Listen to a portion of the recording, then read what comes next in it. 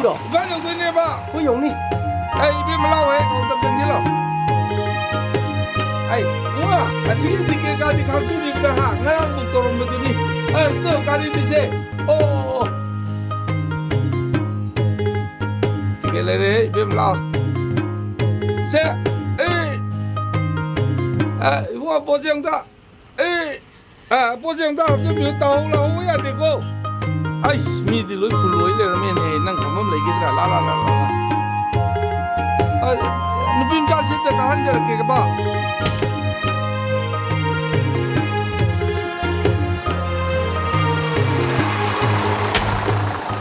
Baba jaugi 팔레 수입하다 해 하루고 소이등 안 늦을고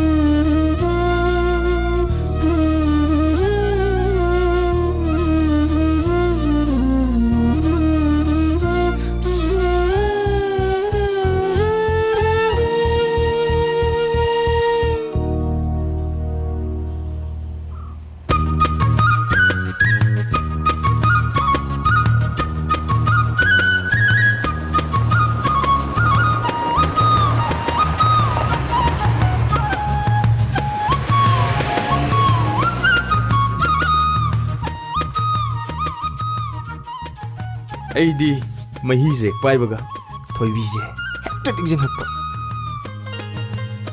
ꯔꯥꯝꯅꯒꯔꯒꯤ ꯊꯣꯏꯕꯤꯁꯦ ꯌꯥꯝ ꯐꯖꯖꯥꯠꯅꯤꯀꯣ ꯃꯥꯅ ꯅꯣꯡꯃ ꯃꯣꯏꯔꯥꯡꯊꯦꯝ ꯏꯕꯦꯆꯥꯒꯤ ꯂꯨꯍꯣꯡꯕꯒꯤ ꯈꯦꯔ ꯊꯣꯛꯂꯛꯄꯗꯨꯗꯤ ꯐꯖꯈ꯭ꯔꯖꯥꯠꯅꯤ ꯑꯗꯨꯛ ꯌꯥꯝꯅ ꯐꯖꯔꯕ ꯑꯗꯨꯛ ꯌꯥꯝꯅ ꯄꯥꯝꯖꯔꯗꯤ ꯅꯣꯏ ꯑꯍꯜ ꯂꯃꯟ ꯃꯑꯣꯡ ꯊꯥꯔꯣꯗꯅ ꯃꯥꯒꯤ ꯇꯕꯥꯔꯕ ꯆꯤꯟꯕꯥꯟꯗꯨꯅ ꯋꯥꯟꯁ ꯑꯃꯨꯛꯇꯪ ꯋꯥꯟꯁ ꯇꯥꯀꯥꯎꯕ ꯑꯩ ꯅꯪꯕꯨ ꯅꯨꯡꯁꯤꯒ ꯍꯥꯏꯕꯗꯣ ꯑꯩꯒꯤ ꯅꯥꯀꯣꯡꯁꯤꯅ ꯑꯃꯨꯛꯇꯪ ꯇꯥꯈꯤꯅꯦꯕ ꯍꯤꯗꯥꯛ ꯂꯣꯏꯔꯕꯣ ꯂꯣꯏꯔꯦ ꯑꯗꯨ ꯀꯥꯟꯗꯦ ꯒꯥꯏꯁꯦꯝ ꯆꯠꯁꯤ ꯀꯅꯥꯏꯀ ꯑꯗꯨꯒꯤ ꯃꯇꯥꯡ ꯅꯪ ꯈꯪꯄꯣꯠꯇꯦꯗ ꯅꯪ ꯀꯥꯗꯣ ꯍꯦꯛꯇ ꯑꯩꯈꯣꯏ ꯇꯣꯡ ꯂꯥꯛꯑꯦ ꯑꯗꯨꯒ ꯑꯌꯥ ꯒꯥꯏ ꯁꯦꯝꯁꯤꯅꯦ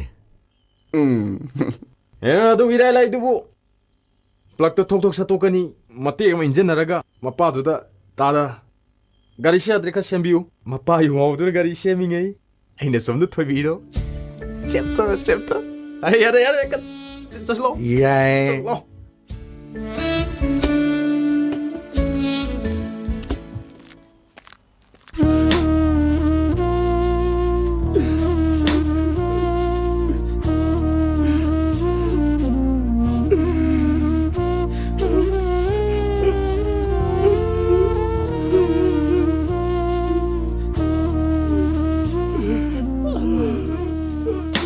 용아 양심 땅니 까부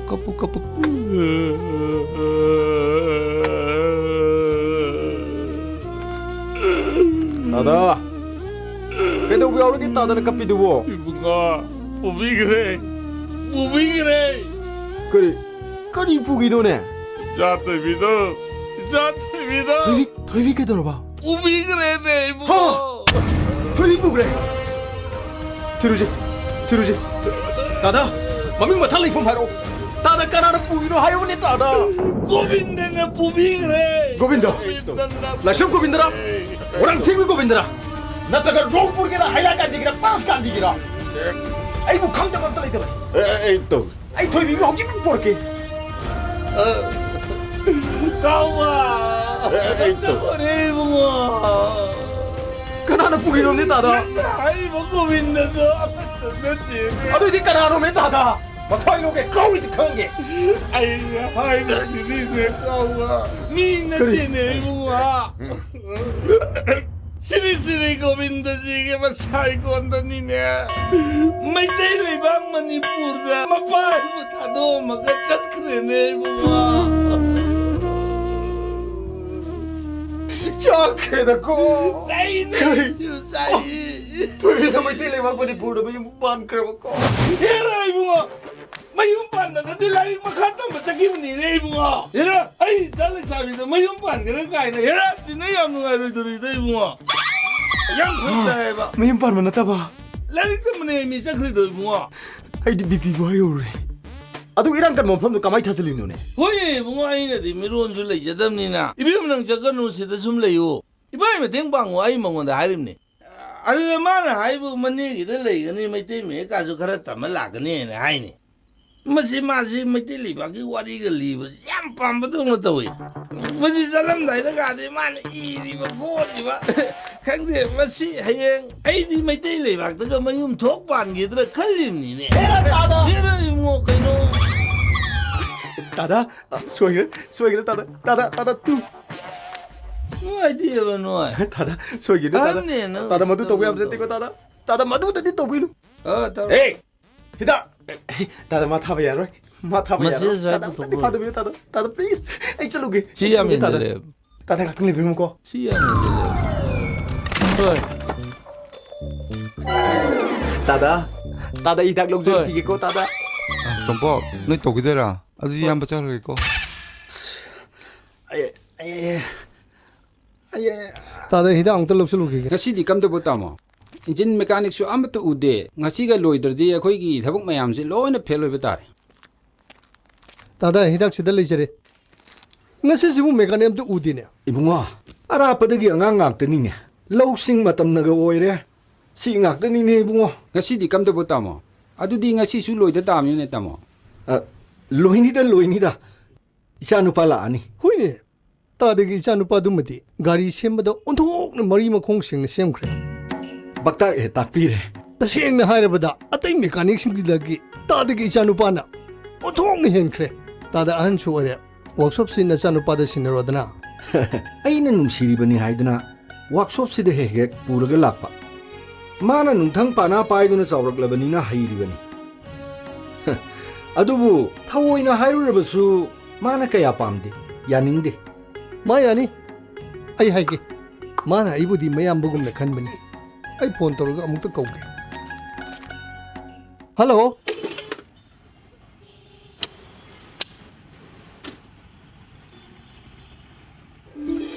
Start toron.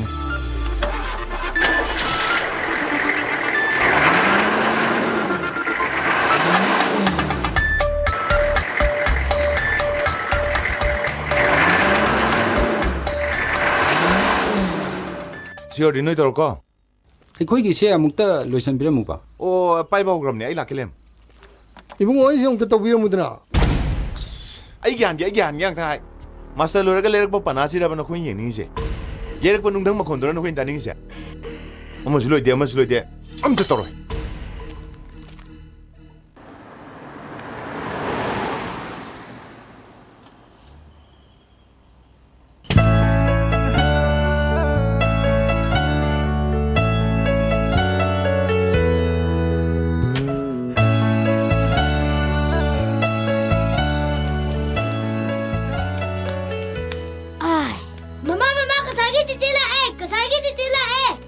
Ay may tu putorong nei.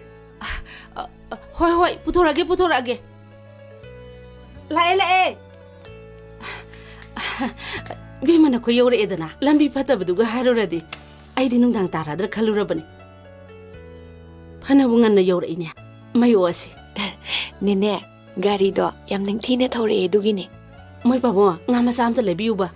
Se bek selu. Thangjing amta ga yobiro ko. Hoi. Ibi mai lena ke ko. Hoi ka, Bema, changasla. hoi, Nang pabong di hasang ka chutoy do bota hugde ko. kaisu to hogde ne. Lao changaslao, phi hungdo raslao.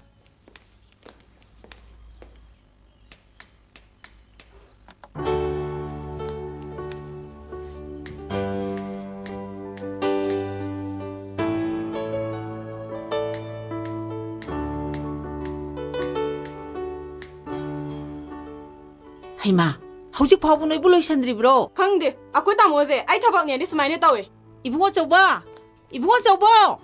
Thengi ne nangbu na sanse ngai dunu leire ne. Hey, nasanu pasi nang kadai da mukha duino. Aina marola mo workshop ta chalange dana tawri. Moi pabu na workshop tawni na tawbirabani na ne.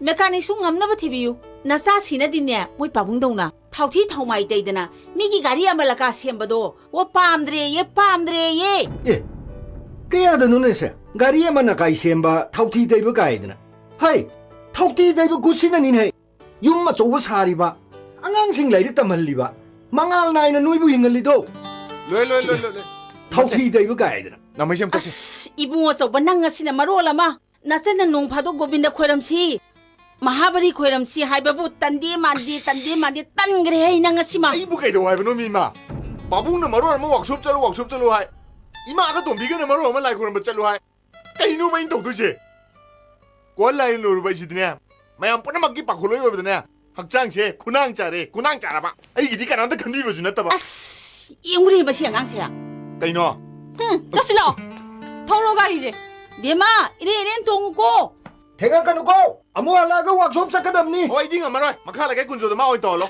뚜뚜뚜뚜뚜 까야다노네 세 ꯌꯦꯡꯉꯣꯕꯁꯦ ꯑꯁꯤ ꯍꯥꯏꯔꯛꯀꯅꯤ ꯍꯥꯏꯗꯅ ꯑꯩꯅ ꯉꯁꯥꯏꯅ ꯀꯨꯟꯖꯣꯗꯣ ꯃꯌꯨꯝꯗ ꯆꯠꯂꯒ ꯉꯥꯡꯅꯔꯨꯔꯕꯅꯦ ꯉꯁꯤ ꯅꯤꯅꯤ ꯍꯨꯝꯅꯤ ꯁꯨꯔꯦꯌꯦ ꯃꯤꯒꯤ ꯋꯥꯛꯁꯣꯞꯇ ꯌꯥꯎꯈꯤꯕ ꯋꯣ ꯑꯗꯨꯕꯨ ꯑꯩꯅꯔꯣ ꯍꯩꯃꯥ ꯋꯣ ꯏꯕꯨꯡꯉꯣ ꯂꯩ ꯀꯥꯎꯍꯧꯔꯦ ꯑꯁ ꯅꯪꯒ ꯍꯦꯛ ꯉꯥꯡꯅꯔꯤꯉꯩꯗ ꯑꯉꯥꯡꯁꯤ ꯂꯩ ꯄꯨꯗꯅ ꯆꯠꯈ꯭ꯔꯕꯅꯦꯕꯁꯦ ꯑꯁ ꯈꯟꯅꯕꯅ ꯃꯥꯅ ꯍꯧꯒꯩ ꯍꯧꯔꯒ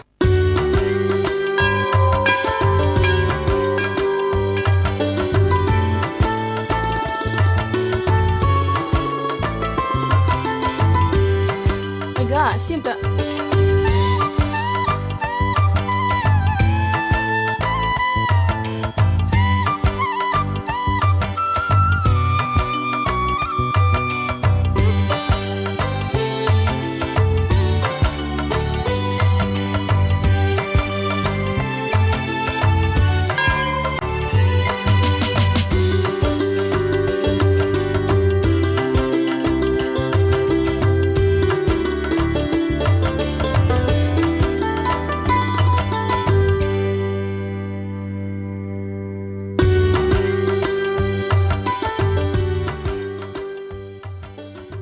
라이 그러미네나 누구 인그런 마음 되지 포토 좀 더 가보지 Kay na miyo si Triro he kay no nang tayo ha miyo si Triro na nupi na hadaga khutpai dana job kayo na ha khupak na hek thazalak ta na ba ngoi bima kaitung ngamba 따서나 아이디 시대시다 아코이 똥비가 라이 그러미네는 뭐네봐 아다 아이디 만하고보다 우호더봐 아다 아이디 아코이 똥비 얼 보이는구나 포토 좀 더 가보나 마코당 바르가 칭칼로봐 아두다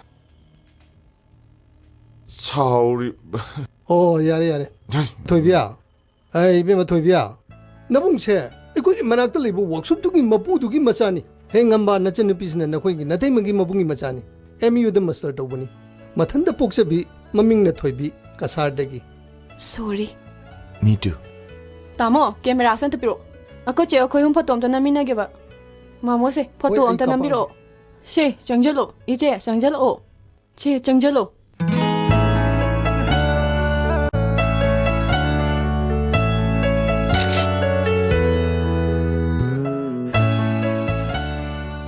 세 Tamo ana am kapiro ichi ko ni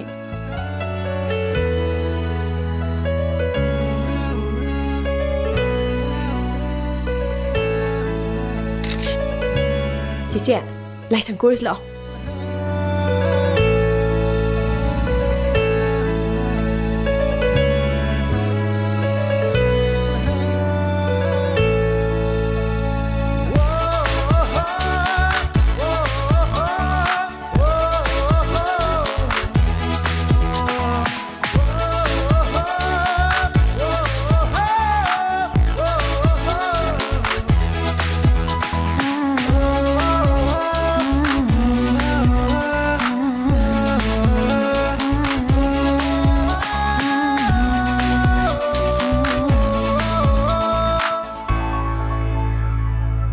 ꯑꯩꯈꯣꯏ ꯁꯨꯄꯔꯁ꯭ꯇꯥꯔꯗꯣ ꯃꯉꯣꯟꯗ ꯄꯤꯊꯣꯛꯈ꯭ꯔꯁꯤꯔꯣ ꯌꯥꯏꯅꯦ ꯍꯩꯃꯥ ꯀꯅꯥꯅꯣ ꯀꯔꯝꯕꯅꯣ ꯅꯨꯄꯤ ꯃꯁꯛ ꯐꯖꯕ ꯎꯕ ꯌꯥꯗꯕ ꯂꯥꯟꯃꯩ ꯀꯩꯅꯣ ꯃꯤꯡꯂꯨ ꯂꯥꯟꯃꯩ ꯍꯥꯏꯁꯦ ꯃꯥꯅꯤ ꯀꯩꯅꯣ ꯅꯪ ꯐꯣꯟꯗꯣ ꯄꯤꯔꯛꯑꯣ ꯑꯩ ꯇꯧꯒꯦ ꯄꯤꯈꯣ ꯁꯠ ꯄꯤꯔꯛꯑꯣ ꯐꯣꯟꯗꯣ ꯀꯣ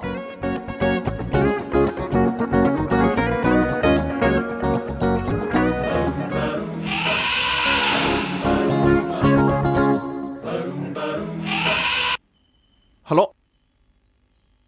Kanano? Hello, I Thoibim Chani. ꯊꯣꯏꯕꯤ ꯅꯪ ꯁꯤ ꯅꯝꯕꯔꯁꯨ ꯑꯣꯏꯅ ꯄꯥꯏꯔꯕꯣ ꯁꯤ ꯑꯣꯏꯅ ꯄꯥꯏꯔꯤ ꯅꯪ ꯌꯨꯝ ꯂꯩꯕ꯭ꯔꯣ ꯌꯨꯅꯤꯚꯔꯁꯤꯇꯤ ꯂꯩꯕ꯭ꯔꯣ ꯀꯥꯏ ꯂꯩꯒꯦ ꯀꯥꯟꯇꯤꯟ ꯃꯃꯥꯡꯒꯤ ꯎꯈꯣꯡꯗꯣ ꯑꯗꯨꯗ ꯂꯩꯌꯦ ꯅꯪ ꯀꯩ ꯃꯆꯨ ꯗ꯭ꯔꯦꯁ ꯁꯦꯠꯂꯛꯀꯦ ꯑꯉꯧꯕ ꯃꯆꯨ ꯐꯨꯔꯤꯠꯀ ꯁ꯭ꯀꯥꯏ ꯕ꯭ꯂꯨ ꯃꯆꯨꯒꯤ ꯐꯅꯦꯛꯀ ꯁꯦꯠꯂꯤ ꯅꯪꯒꯤ ꯗ꯭ꯔꯦꯁꯅꯦ ꯀꯩꯅꯣ ꯅꯪ ꯉꯥꯡꯉꯤꯗꯣ ꯂꯩꯔꯝꯃꯣ ꯑꯗꯨꯗꯤ ꯑꯩ ꯂꯥꯛꯑꯒꯦ ꯑꯩꯒꯤ ꯗ꯭ꯔꯦꯁꯅꯦ ꯅꯪ ꯉꯥꯡꯉꯤꯗꯣ ꯄꯤꯔꯛꯑꯣ ꯐꯣꯟꯗꯣ ꯄꯤꯔꯛꯑꯣ ꯌꯦꯡꯉꯨꯅꯦ ꯍꯩꯃꯥ ꯇꯧꯔꯤꯁꯤ ꯌꯦꯡꯉꯣ ꯂꯥꯛꯑꯣ ꯊꯣꯏꯕꯤ ꯁꯤ ꯉꯥꯛꯇꯪ ꯐꯝꯃꯝꯃꯨꯀꯣ ꯑꯩꯈꯣꯏ ꯑꯍꯨꯝ ꯑꯏꯪꯕ ꯑꯃꯇ ꯂꯧꯔꯨꯒꯦ ꯂꯥꯛꯑꯣ ꯆꯠꯁꯤ ꯂꯥꯛꯑꯣ ꯑꯩꯈꯣꯏ ꯆꯠꯂꯨꯈꯤꯒꯦ ꯌꯥꯝ ꯊꯨꯅ ꯍꯟꯖꯔꯛꯎꯀꯣ ꯅꯠꯇ꯭ꯔꯗꯤ ꯑꯩ ꯆꯪꯉꯝꯃꯗꯝꯅꯤ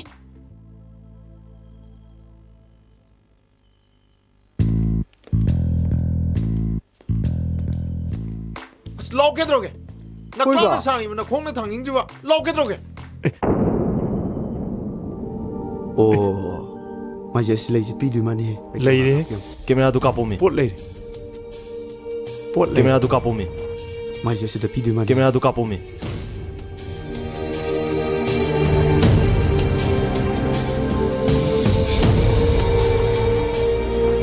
ꯀꯨꯝꯗꯔ ꯇꯞꯅ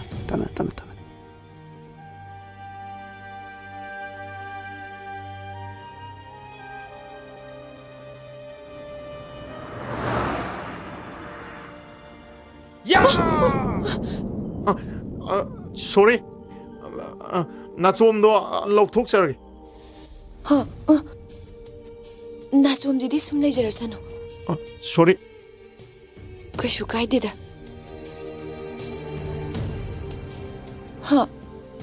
ꯅꯥꯆꯣꯝꯒꯤ ꯃꯔꯥꯏꯕꯛꯁꯤꯗꯤ ꯑꯩꯅ ꯅꯤꯡꯕꯒ ꯅꯥꯆꯣꯝꯒꯤ ꯂꯥꯏꯕꯛꯀ ꯇꯥꯏꯍꯣꯟꯅꯔꯝꯃꯦ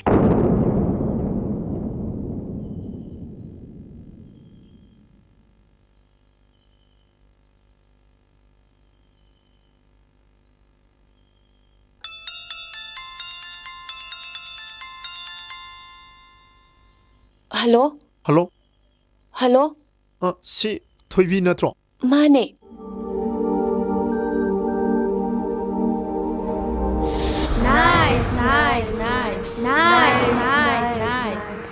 ꯅꯣꯏ ꯇꯧꯔꯤꯁꯦ ꯀꯩꯅꯣ ꯅꯣꯏꯅ ꯑꯩꯉꯣꯟꯗ ꯉꯥꯎꯕ ꯁꯤꯔꯤꯗꯤ ꯊꯣꯏꯕꯤꯗꯤ ꯊꯣꯏꯕꯤꯗꯤ ꯇꯨ ꯅꯪꯕꯨ ꯊꯣꯏꯕꯤ ꯀꯧꯕ ꯌꯥꯝ ꯄꯥꯝꯖ ꯉꯥꯎꯖꯗꯥꯏꯅꯦ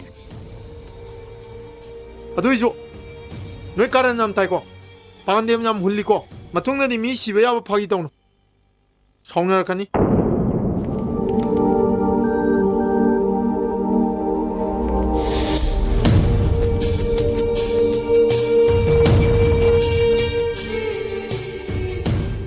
ꯅꯣꯏ ꯀꯥꯏ ꯆꯠꯂꯨꯏ ꯀꯩꯗꯧꯔꯒꯦ ꯑꯩꯈꯣꯏꯅ ꯅꯣꯏ ꯇꯩꯁꯦ ꯀꯩꯅꯣ ꯍꯥꯏꯕꯅꯤ ꯀꯩꯗꯧꯔꯒꯦ ꯑꯩꯈꯣꯏꯅ ꯂꯥꯛꯑꯣ ꯆꯠꯁꯤ ꯂꯥꯛꯑꯣ ꯑꯩꯈꯣꯏꯁꯨ ꯂꯥꯛꯀꯦ ꯏꯕꯦꯝꯃ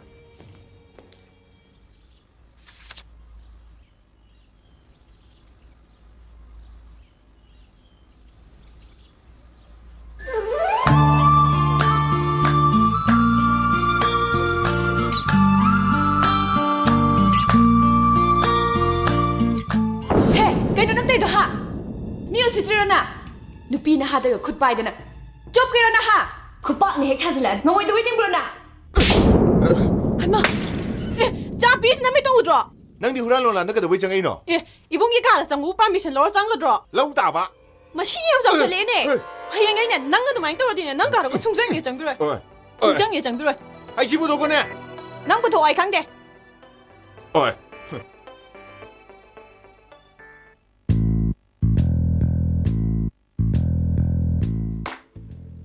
ꯐꯖꯔꯦ ꯁꯤꯗꯤ ꯁꯤ ꯌꯧꯅ ꯐꯖꯔꯁꯤꯕꯨ ꯀꯟꯐꯥꯔꯝ ꯇꯥꯁꯟ ꯌꯥꯗ꯭ꯔꯤꯕꯣ ꯑꯩꯁꯨ ꯈꯜꯂꯝꯃꯤꯅꯤꯅꯤ ꯐꯖꯗ꯭ꯔꯅꯦ ꯐꯖꯩꯌꯦ ꯑꯗꯨꯗꯤ ꯑꯣꯀꯦ ꯇꯣꯛ ꯇꯥꯁꯜꯂꯨꯒꯗ꯭ꯔꯣꯒꯦ ꯅꯪꯒꯤ ꯁꯦꯂꯦꯛꯁꯟ ꯂꯣꯏꯗꯗꯅ ꯑꯩꯈꯣꯏ ꯁ꯭ꯇꯦꯞ ꯑꯝꯇ ꯂꯧ ꯌꯥꯗ ꯂꯩꯔꯦꯕ ꯑꯩꯈꯣꯏꯁꯨ ꯈꯔ ꯈꯜꯂꯨ ꯀꯩꯅꯣ ꯈꯜꯂꯨ ꯀꯟꯐꯥꯔꯝ ꯇꯧꯔꯦ ꯀꯩꯅꯣ ꯐꯥꯏꯅꯦꯜ ꯐꯥꯏꯅꯦꯜꯅꯤ ꯀꯩꯅꯣ ꯑꯗꯨꯗꯤ ꯂꯥꯡꯃꯩꯒꯤ ꯖꯥꯂꯤꯅ ꯅꯤꯛꯊꯔ ꯃꯌꯥꯝꯗꯣ ꯑꯩꯈꯣꯏꯅ ꯃꯣꯏ ꯑꯇꯩ ꯍꯧ ꯇꯥꯔꯦꯅ ꯍꯧ ꯇꯥꯕꯅꯤ ꯀꯩꯅꯣ ꯑꯗꯣ ꯅꯪꯉꯣꯟꯗ ꯊꯣꯏꯕꯤ ꯅꯝꯕꯔ ꯂꯩꯗꯥꯏꯅꯦ ꯐꯣꯟ ꯑꯝꯇ ꯇꯧꯁꯤꯜꯂꯣ ꯑꯩꯈꯣꯏ ꯑꯝꯇ ꯇꯥꯒꯦꯕ ꯌꯥꯔꯣꯏꯍꯦ ꯑꯁꯦꯡꯕ ꯅꯨꯡꯁꯤꯕ ꯍꯥꯏꯁꯤꯗꯤ ꯅꯤꯡꯉꯛꯄꯒ ꯐꯣꯡꯒꯗꯕ ꯅꯠꯇꯦꯅꯦ ꯃꯥꯒꯤ ꯊꯃꯣꯏ ꯈꯨꯗꯨꯝ ꯆꯟꯅꯕ ꯂꯦꯞꯇꯅ ꯂꯥꯂꯣꯡ ꯆꯠꯊꯒꯗꯕꯅꯤ ꯃꯤꯠꯀ ꯃꯤꯠꯀ ꯃꯤꯆꯥꯟꯅꯅ ꯃꯤꯅꯣꯛꯀ ꯃꯤꯅꯣꯛꯀ ꯊꯦꯡꯒꯥꯏꯅꯅ ꯊꯃꯣꯏ ꯊꯃꯣꯏ ꯐꯥꯎꯅꯕ ꯃꯤꯀꯨꯞ ꯑꯃ ꯂꯥꯛꯈꯤꯅꯤ ꯃꯇꯝꯗꯨꯗ ꯐꯣꯡꯒꯗꯝꯅꯤ ꯍꯟꯗꯛꯀꯤꯁꯤꯗꯤ ꯁ꯭ꯇꯦꯞ ꯈꯨꯂꯣ ꯑꯃ ꯇꯧꯗ꯭ꯔꯣ ꯑꯗꯨꯗꯤ ꯅꯪꯒꯤꯁꯤꯗꯤ ꯊꯦꯡꯒꯨ ꯂꯝꯖꯦꯟꯅꯤꯅꯦ ꯋꯤꯟꯅꯔꯗꯗꯤ ꯑꯣꯏꯌꯨꯀꯣ ꯁꯤꯝꯗꯤ ꯅꯥꯟꯊꯣꯛꯍꯜꯂꯔꯣꯏ ꯍꯤꯁ ꯍꯧꯔꯦ ꯅꯨꯄꯥꯁꯦ ꯋꯥ ꯌꯦꯡꯕꯒꯤ ꯄꯦꯅꯥꯏꯗ꯭ꯔꯕ ꯁꯛꯇꯝꯁꯤꯅ ꯋꯥ ꯑꯩꯕꯨ ꯄꯣꯊꯥꯕ ꯉꯝꯍꯟꯗ꯭ꯔꯤ ꯋꯥ ꯌꯥꯏꯌꯦ ꯅꯪꯁꯨ ꯌꯥꯅꯤ ꯄꯥꯕꯨꯡ ꯁꯦꯡꯉꯨꯔꯅꯨ ꯑꯩ ꯍꯣꯔꯦꯟ ꯍꯜꯂꯛꯄꯗ ꯆꯥꯝꯃꯛꯑꯒꯦꯕ ꯍꯩ ꯌꯥꯔꯣꯏ ꯑꯩ ꯋꯥꯛꯁꯣꯞ ꯆꯠꯀꯗꯣꯏꯅꯤ ꯋꯥꯛꯁꯣꯞꯇ ꯃꯤꯒꯤ ꯒꯥꯔꯤ ꯄꯤꯒꯗꯕ ꯌꯥꯝ ꯂꯩꯍꯧꯔꯤꯖꯥꯅꯤꯀꯣ ꯑꯣ ꯋꯥꯛꯁꯣꯞꯇꯣ ꯑꯩ ꯑꯣꯏꯅ ꯆꯠꯂꯨꯔꯒꯦꯕ ꯏꯃꯥꯗ ꯂꯣꯏ ꯍꯥꯏꯔꯝꯃꯕꯅꯤ ꯀꯔꯤ ꯅꯃꯥꯗ ꯍꯥꯏꯔꯝꯃꯦꯕ ꯏꯃꯥꯗ ꯂꯣꯏ ꯍꯥꯏꯔꯝꯃꯕꯅꯤ ꯍꯩ ꯅꯃꯥꯗ ꯀꯔꯤ ꯍꯥꯏꯔꯝꯃꯤꯅꯣꯕ ꯆꯪ ꯍꯪꯉꯨꯔꯣ ꯀꯩꯗꯧꯔꯒꯦ ꯑꯁ ꯃꯈꯣꯡ ꯅꯥꯏꯗꯤ ꯍꯥꯏ ꯄꯣꯊꯥ ꯂꯩꯒꯦꯗꯤ ꯍꯥꯏꯗꯤ ꯀꯩ ꯀꯥꯟꯗꯕꯗꯕ ꯀꯔꯤꯅꯣ ꯃꯁꯤ ꯑꯉꯥꯡꯁꯤꯅ ꯇꯧꯔꯤꯁꯤꯕꯣ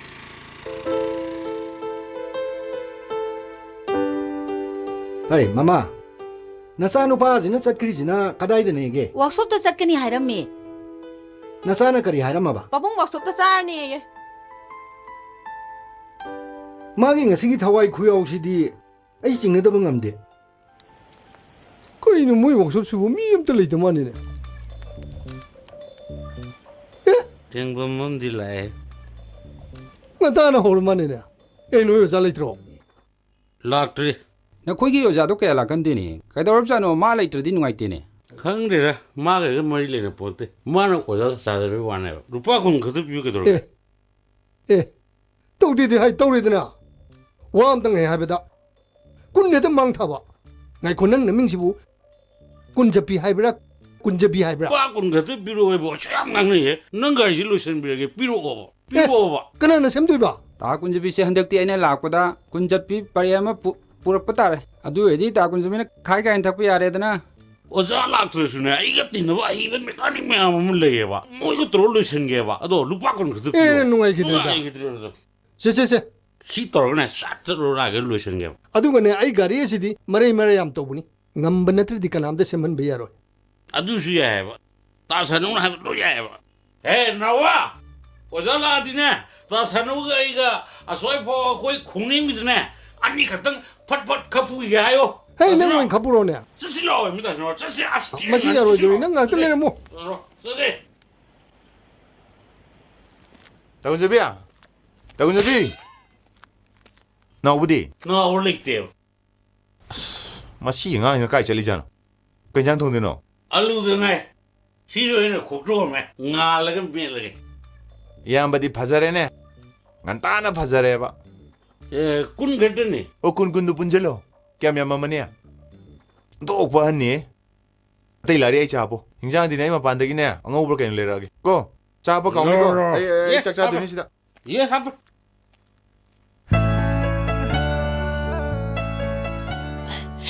ꯀꯅꯥ ꯉꯥꯏꯔꯝꯃꯤꯅꯣ ꯅꯪ ꯉꯥꯏꯔꯝꯃꯤꯅꯤ ꯀꯩꯒꯤꯅꯣ ꯅꯍꯥꯟꯒꯤ ꯐꯣꯇꯣꯗꯣ ꯁꯤ ꯄꯤꯒꯦꯅ ꯇꯧꯕ ꯁꯦ ꯊꯦꯡꯛ ꯌꯨ ꯀꯩ ꯆꯠꯇꯣꯏꯅꯣ MU ꯕꯨꯛ ꯆꯠꯀꯦ ꯇꯧꯕꯅꯦ ꯀꯩꯗ ꯆꯠꯇꯣꯏꯕ ꯑꯣꯇꯣꯗ ꯑꯩ ꯊꯤꯟꯕꯤꯒꯦ ꯒꯥꯔꯤ ꯂꯧꯊꯣꯛꯈꯤꯒꯦ ꯌꯥꯔꯅꯤꯌꯦ ꯑꯗꯨꯒꯤꯁꯨ ꯃꯇꯝ ꯂꯥꯛꯈꯤꯅꯤꯌꯦ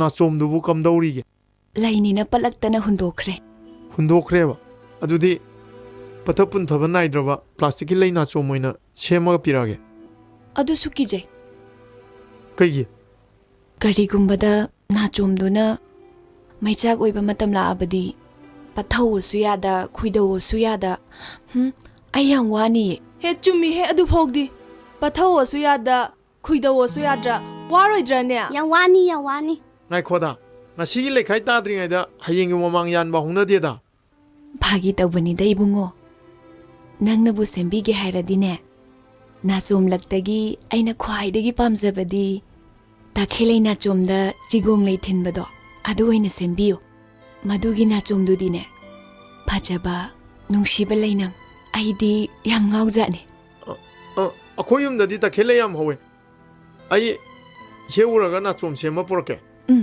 ꯌꯥꯏꯌꯦ ꯑꯩꯈꯣꯏꯁꯨ ꯇꯈꯦꯜꯂꯩ ꯅꯥꯆꯣꯝ ꯁꯦꯝꯕꯤꯅꯕ ꯃꯤ ꯊꯤ ꯇꯥꯔꯦꯗꯅ ꯊꯣꯏꯕꯤꯆꯥ ꯅꯪꯒꯤꯗꯤ ꯕꯣꯏ ꯑꯣꯏꯗ ꯌꯥꯝ ꯍꯧꯕꯅꯦ ꯑꯩ ꯀ꯭ꯂꯥꯁ ꯆꯪꯉꯝꯃꯒꯦ ꯃꯁꯤ ꯅꯨꯄꯥꯁꯤꯃ ꯄꯛꯇꯕꯅ ꯂꯣꯏꯔꯦ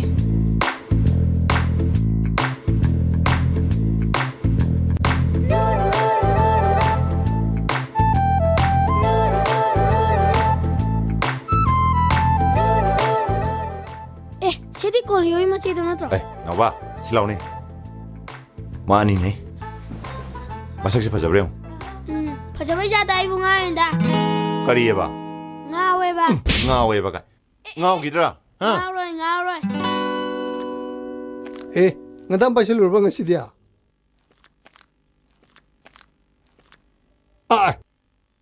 hey kunjabi karigino nangna ai gari ji atopada pahenganu harga paili si karigino mine pahenganu harga noina thokpa matawi sia nangna atopada semalaga ngamana semani haisilega aingodagi lupa kun thongi sinine hey semi ji kana no promo kong thoro चलो आई गाड़ी से कोई ma'am की तमाम दूंगा रे चलो मैंने पाहेंगे नो हारे फाओ नोने थोपम तो सरान तो रदना मुई मैम की तमाम दूंगा रे ना सिमिसदी ngamani na kaino kanaw ni ubulirege ha asim ngambrana mani na kaino hazadraga kun thanse putro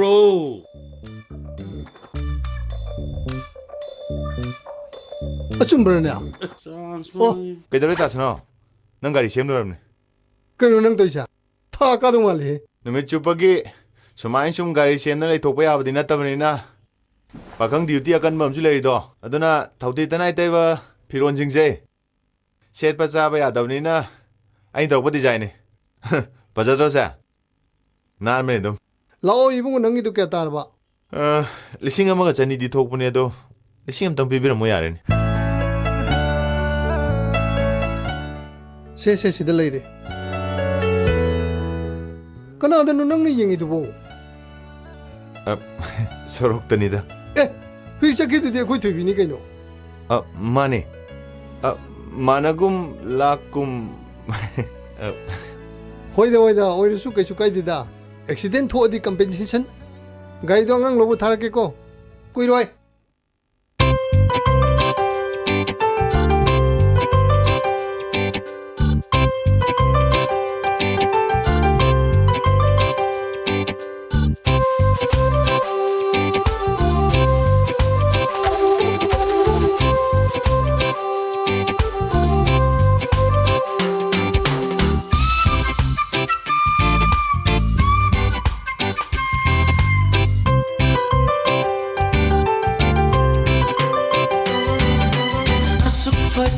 my thong sibu aigi oidana kanagi oigani asuk fajaba my thong sibu aigi oidana kanagi oigani ashum mintibi mahak sibu aigi oidana kanagi oigani ashum mintibi mahak sibu aigi oidana kanagi oigani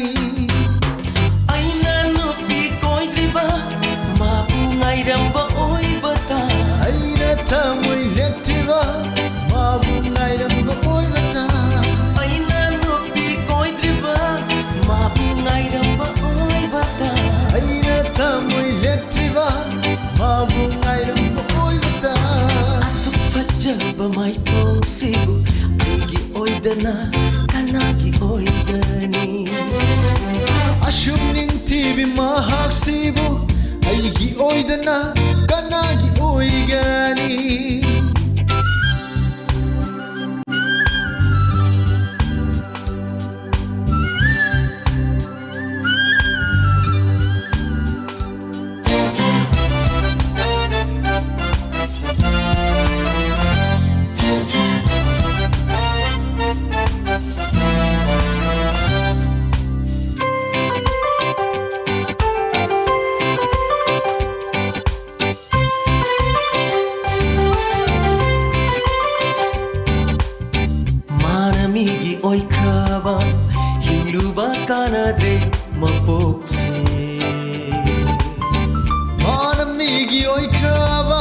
Shikivana fare mapokse Manamigi oi kraba Hinluba kanare mapokse Manamigi oi kraba Shikivana fare mapokse Pamjaba mabu phangnaba Sena jage numit khuding Koiraba mabu phangnaba Sena jage numit khuding Asuk fajaba mai thong sibu Aigi oidana kanagi oigani Asuk nintibi mahak sibu Aigi oidana kanagi oigani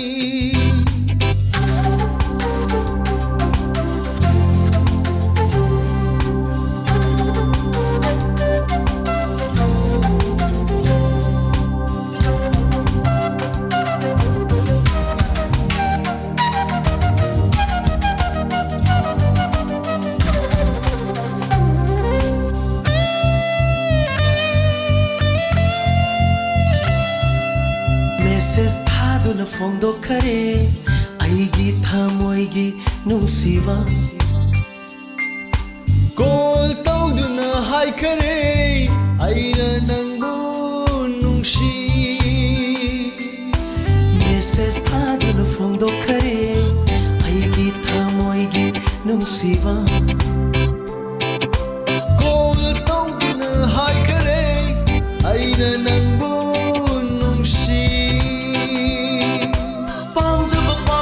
Fangle haurani nung sewari Tano bikonjil da tare mana aibu nushi haiba Asuk fajaba mai thong sibu aigi oidana kanagi oigani Asuk nintibi mahak sibu aigi oidana kanagi oigani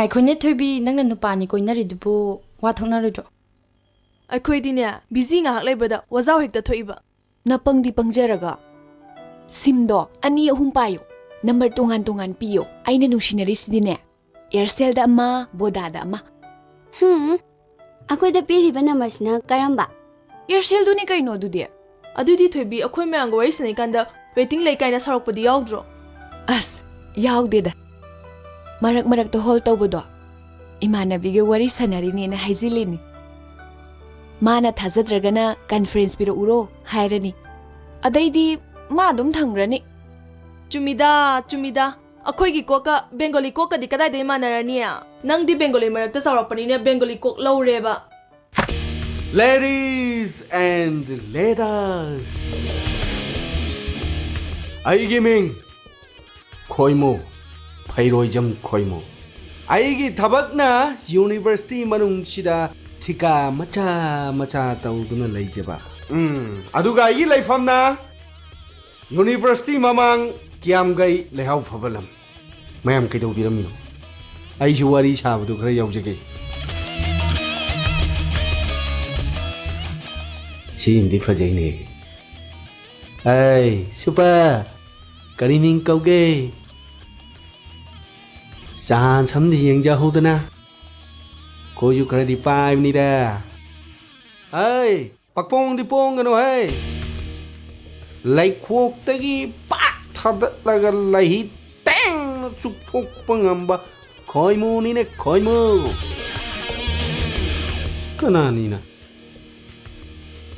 Kaino nangna ngangido Nangangido kanadano Kaino nangna ngangido Nangangido kanadano Chongga kari dongnabige Nangangido kanadano Si biduji yam kiine Si biduje ai masak mun kang gazani Si boys hostel da lebni Nupi ngang na karan tawno Namai do kaini Lo jaslo mathang thia kan tawlo Get wa mola lo nang khangni Hojik tholo ro Get wa mola lo Thong sa Get wa mola lo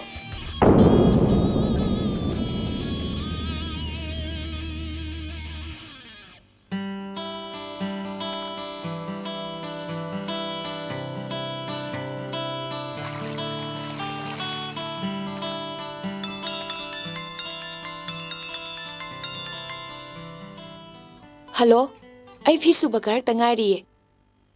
Ngahale toro ko. Ay ngahale toragi ko. Hey, sak sagi di haidra nang sana lay si kay gino. Sana lay di si kay gino. Sak sagi di haidra ga. Masingang si di. Ngay ko ini wahigi. Kay wano ine.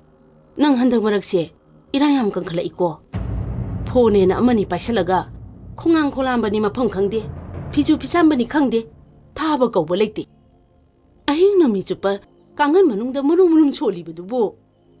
Nang mama na tagra dine nang aphaba oiroi ko. Cici nang jupang he. Telepon tau bai mo te message ko thawe adro. Hai, masingang si mai pae saradana. Nene, ay na numidang da wari sanay dudi imanabisinga sanabane. Nangi pakumdo natiye ine na pami badi. Matam sigi sanabisu ine khangi. Adubu ine na hainingi badi. Sikselu ai bane. Nangonda ngangak pa haibase. Ay susukadori bane. Hoine, ay taworoge. Pare pare. Changu.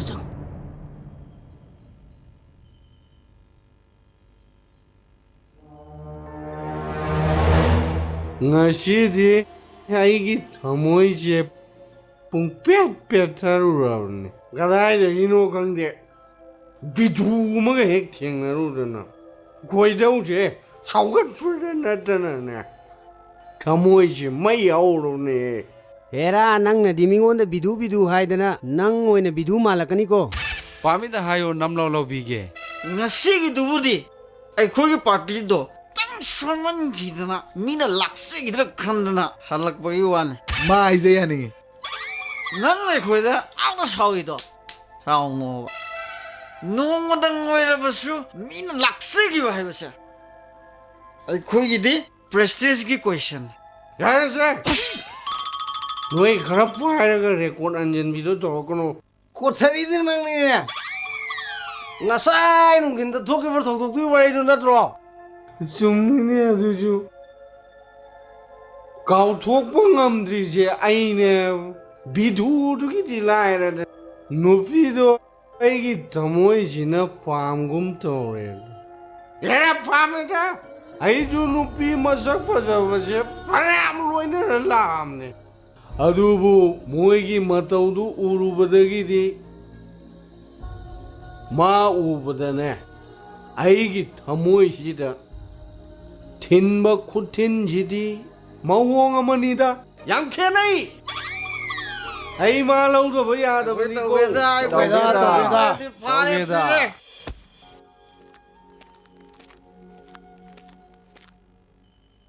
Hey, coba nang kadai se toino workshop chake pabo workshop chakane ba ai ngasiri no mai jingni na kaino khangi ge droge pabo ai kanai gari lusin da yorge ne pabung gari gi nate da ta sanau do chak chara am pije ge haiba adugi ne o chak chana ge ba ai workshop ta ga sane yu nei den di to ko mi le kai no nung siroi ko stauroi da pabo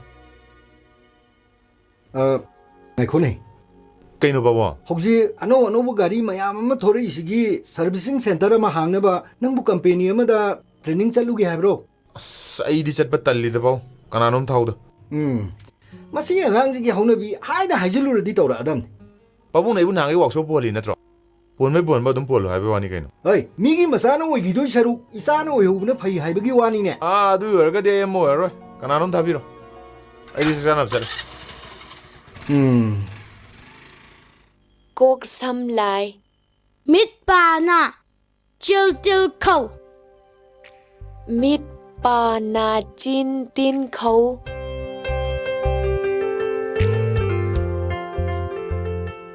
Pa na chil til khâu. Pa na chin tin.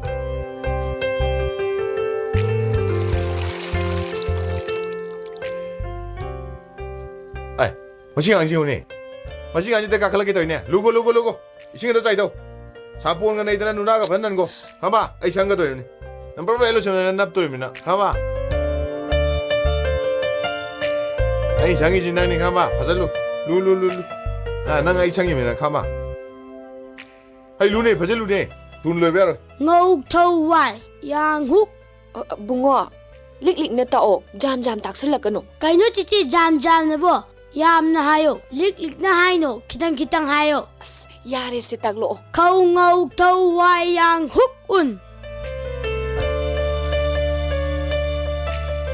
ꯃꯩꯗꯅ ꯑꯩ ꯉꯝꯕ ꯅꯪꯗꯤ ꯁꯤꯗ ꯀꯩꯗꯧꯔꯝꯃꯤꯕ ꯇꯥꯁꯤꯅꯣ ꯑꯉꯥꯡꯁꯦ ꯏꯔꯨꯖꯗ ꯁꯨꯝ ꯁꯪꯉꯝꯃꯤꯕ ꯁꯤ ꯉꯁꯥꯏ ꯁꯨꯝ ꯂꯣꯏꯁꯤꯜꯂꯨ ꯌꯥꯗꯦꯁꯦ ꯍꯦꯔꯥ ꯑꯁꯨ ꯌꯥꯝ ꯆꯥꯎꯔꯁꯨ ꯁꯪꯉꯨꯔꯅꯨꯗ ꯅꯪ ꯋꯥꯛꯁꯣꯞ ꯆꯠꯁꯤ ꯂꯥꯛꯑꯣ ꯂꯥꯛꯑꯣ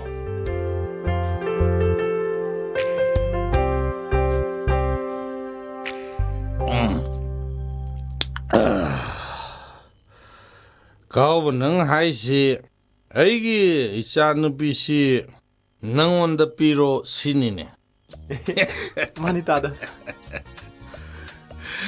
ꯑꯗꯨꯗꯤ ꯃꯆꯥ ꯑꯝꯇ ꯍꯩꯔꯧ ꯍꯤꯗꯥꯛ ꯀꯩꯌꯨꯅꯦ ꯌꯥꯏ ꯄꯤꯕ ꯌꯥꯏ ꯑꯗꯨ ꯊꯃꯣꯏ ꯁꯦꯡꯅ ꯍꯥꯏꯔꯗꯕꯨ ꯑꯗꯨꯏꯁꯤ ꯃꯊꯛꯇ ꯅꯔꯟꯁꯨ ꯂꯩꯔꯤꯕ ꯂꯥꯏꯔꯤꯛ ꯂꯥꯏꯁꯨꯁꯨ ꯃꯌꯥꯏ ꯑꯣꯏꯔꯞ ꯍꯩꯔꯤꯕ ꯍꯥ ꯑꯩꯒ ꯊꯛꯃꯤꯟ ꯆꯥꯃꯤꯟꯅꯕꯗꯁꯨ ꯆꯤꯟꯖꯥꯛ ꯀꯥꯏꯔ ꯄꯨꯜꯂꯦ ꯁꯤꯗ ꯄꯤꯗꯅ ꯀꯅꯥꯗ ꯄꯤꯗꯣꯏꯅꯣ ꯄꯤꯔꯦ ꯄꯤꯔꯦ ꯅꯨꯄꯥꯅꯤ ꯍꯥꯏꯈ꯭ꯔꯗꯤ ꯍꯥꯏꯈ꯭ꯔꯦ ꯇꯥꯗꯒꯤ ꯍꯤꯗꯥꯛ ꯑꯃ ꯍꯩꯖꯤꯜꯂꯨꯅꯦ ꯍꯩꯕ ꯂꯦꯞꯀꯅꯨꯅꯦ ꯂꯦꯞꯀꯅꯨꯅꯦ ꯍꯩꯖꯤꯜꯂꯨꯅꯦ ꯅꯪꯗꯤ ꯑꯗꯨꯏꯗꯤ ꯑꯔꯣꯏꯗꯤ ꯅꯪꯅ ꯑꯩꯉꯣꯟꯗ ꯀꯔꯤ ꯀꯧꯕꯝ ꯊꯣꯛꯑꯦ ꯏꯀꯨꯕꯣ ꯅꯨꯡꯉꯥꯏꯌꯦ ꯃꯥꯏ ꯆꯦꯅꯦꯜꯁꯦ ꯃꯥꯡꯕꯁꯤꯅ ꯑꯩ ꯏꯆꯥꯅꯨꯄꯤꯗꯨ ꯅꯈꯨꯠꯆꯜꯂꯦ ꯀꯥꯏ ꯐꯨꯔ ꯇꯥꯗ ꯑꯩ ꯂꯥꯛꯆꯔꯤꯌꯦ ꯌꯥꯔꯦ ꯍꯧꯒꯠꯂꯣ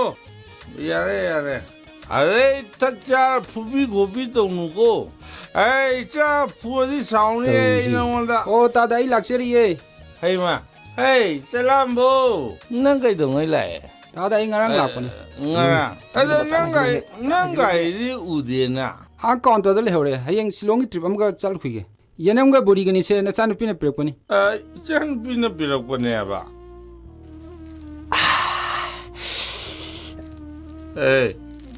ꯆꯂꯥꯝꯕ ꯁꯤ ꯏꯆꯥꯅꯨꯄꯤꯅ ꯄꯤꯔꯛꯄꯅꯦꯕ ꯁꯥꯒ ꯁꯥꯕꯁꯤꯗ ꯃꯔꯣꯏꯁꯦ ꯉꯥꯡꯁꯤꯜꯂ ꯃꯥꯜꯂꯦ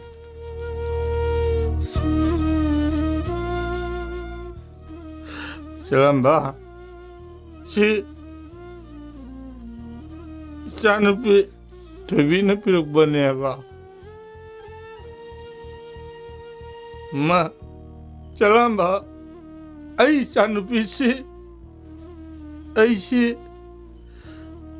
닝부디 닝부자니고 서머 베케션 파우보다 농다 토럭대 마 아다 거리도 호르게 ꯀꯔꯤꯕꯨ ꯇꯧꯔꯨꯅꯦꯒꯦꯅꯦ ꯐꯤ ꯈꯔ ꯂꯣꯟꯕ ꯃꯩꯇꯩ ꯃꯌꯦꯛ ꯈꯔ ꯇꯝꯕ ꯑꯉꯥꯡ ꯇꯨꯏꯁꯟ ꯈꯔ ꯇꯧꯕ ꯃꯇꯝ ꯃꯥꯡꯍꯟꯗꯦꯗ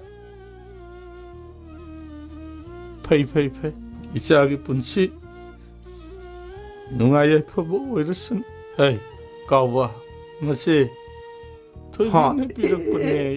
ꯊꯣꯏꯕꯤꯅ ꯄꯤꯔꯛꯄꯅꯦ ꯑꯗꯨ ꯄꯥꯏ ꯍꯥꯞꯆꯜꯂꯛꯀꯦ ꯅꯪ ꯃꯆꯥ ꯑꯝꯇ ꯄꯥꯏꯒꯣꯗꯅ ꯌꯥꯖꯔꯦ ꯇꯥꯗ ꯑꯩ ꯌꯥꯖꯔꯦ ꯑꯩ ꯌꯧꯖꯔꯦꯀꯣ ꯇꯥꯗ ꯅꯪꯅ ꯀꯩꯅꯣꯗꯣ ꯊꯣꯏꯕꯤꯗꯣ ꯁꯪꯕꯗ ꯏ ꯄꯥꯎ ꯈꯔ ꯐꯥꯎꯅꯅꯕ ꯅꯪꯅ ꯈꯔ ꯍꯥꯏꯕꯤꯌꯣꯕꯀꯣ ꯍꯣꯏ ꯇꯥꯗ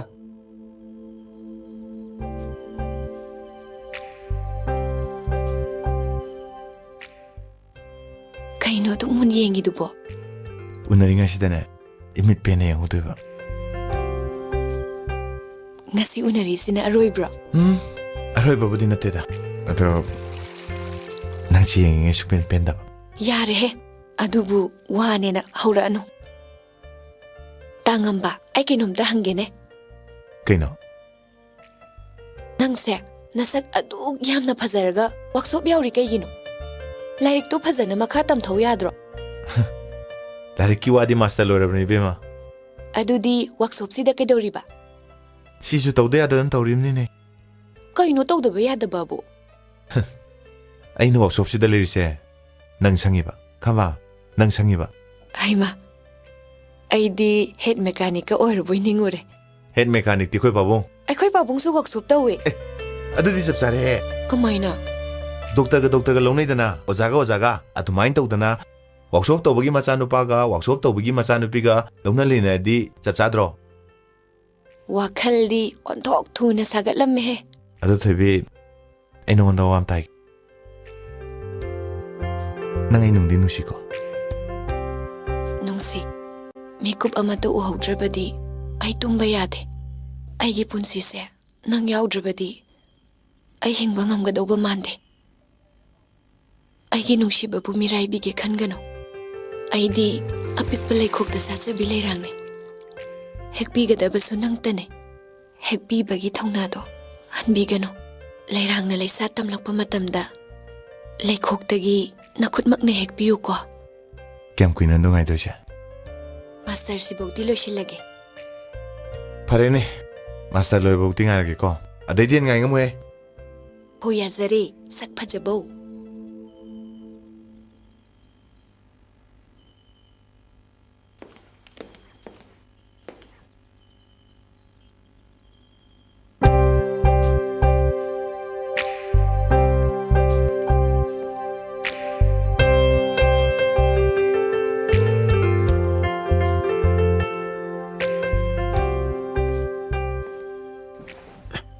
Kay lang no mukha mi doon.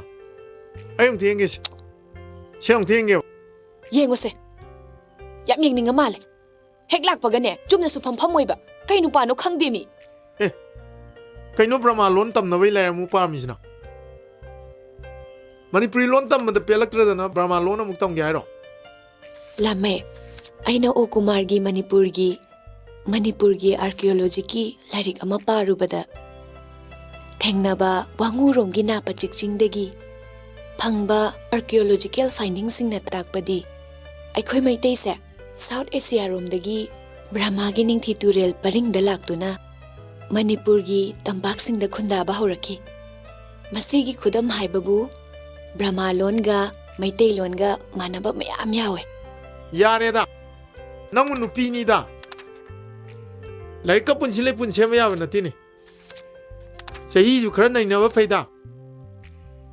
Lira gane phasa phasa lai ta bani ko. Adugi di khanba loikreda Adu di karam kanda. Final exam hek piba loibaga Ngamni. Adu ka naga no ba. Adu di men tadri Nungai thi. Ai bui tha sa da bai mong ni ne. Thazai. Oiramba yai nusinari ni na toise mangam isan sande matam len ma dou towe Kay no nang ngangi do. Ai di mi ko ma ba wa. Nang yu kan khanda u yaw gi dri. adunara takhele na chum amta piyo yadri do Adu de ai ju ka pon de da. Yum mok sal lo ram ni. Ta khelai sa lo da bai wan. Akoi da sat le. Adu ai handang man de yum da chakani. Adu da sema ga phajana poragi. akhoi ka sardadi chen chongbadi chatnade ahalla man tharakduna yengbadi chatnai nangbu nakhoi ma pabung tharakpa ngamgadrane Ngamne. Aseng mane. Nang na bu ya de ai di ekta chela da bani. yengba tare dana oi noi len bada waramani chaslao lao Punsi lai pun.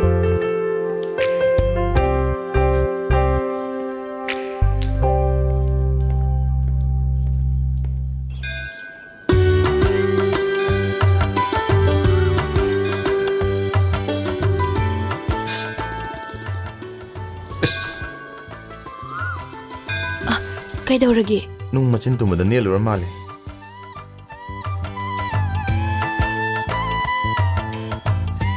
Tabi sige Hanuman Thakur se laiba po patare lakse sungle leptana khoram bangam badana nining ba boni badana soidam ki thungne aduna ibani ju khoram cheba thungna na ba ai budi aine nangi wani ai dinga mani no one hora bani kanai ban jane strike curfew sungle leptana khoram badang nei di hoi ba nangi no mai ha dune yam haina drisi ni na swam serious tare nang ni yang nek tai dore haima nangna haiba inba haiba sibu aigi thau natro hojide horoba tam hori ni kaino ai lebe am phabani kaino adubu munna khanjau ko kasar lamgi leisabido sunke kedana phajabido uduna talairene imit sina na as yare ba ꯍꯌꯦꯡ ꯃꯇꯝꯗꯣ ꯌꯧꯔ ꯈꯪꯉꯛꯀꯅꯤ ꯑꯩꯗꯤ ꯅꯪꯒꯤꯗꯁꯨ ꯅꯠꯇꯅ ꯂꯝꯗꯝꯁꯦ ꯌꯥꯝ ꯂꯩꯅꯤꯡꯉꯤ ꯑꯦ ꯑꯗꯨꯗꯤ ꯅꯪ ꯂꯩꯅꯤꯡꯉꯤꯁꯦ ꯑꯩꯉꯣꯟꯗ ꯅꯠꯇꯦꯅꯦ ꯂꯝꯗꯝꯁꯤꯗꯅꯦꯕ ꯂꯩꯁꯥꯕꯤꯅꯕꯨ direct ꯍꯥꯏꯅꯕ꯭ꯔꯣ ꯑꯁꯤꯕꯨ ꯋꯥꯅꯤꯅ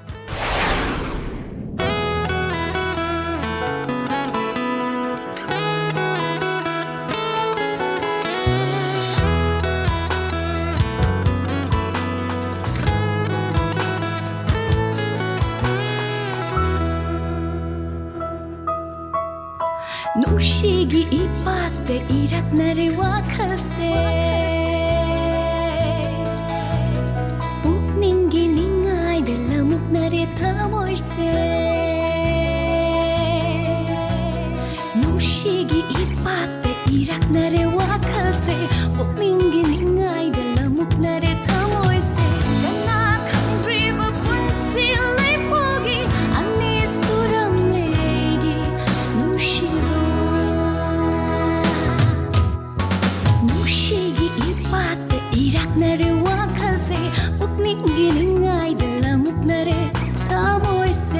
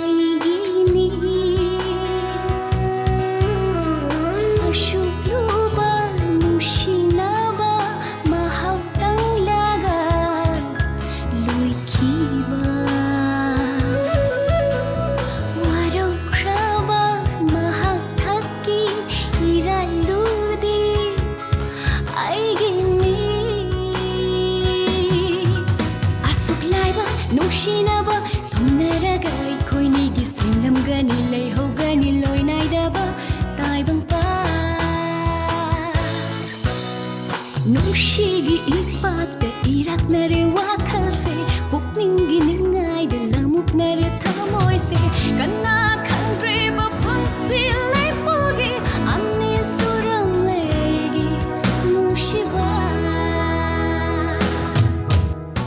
누시기 이빠때 이락나를 와카세 복닝기 닝아이들 라묵나를 타몰세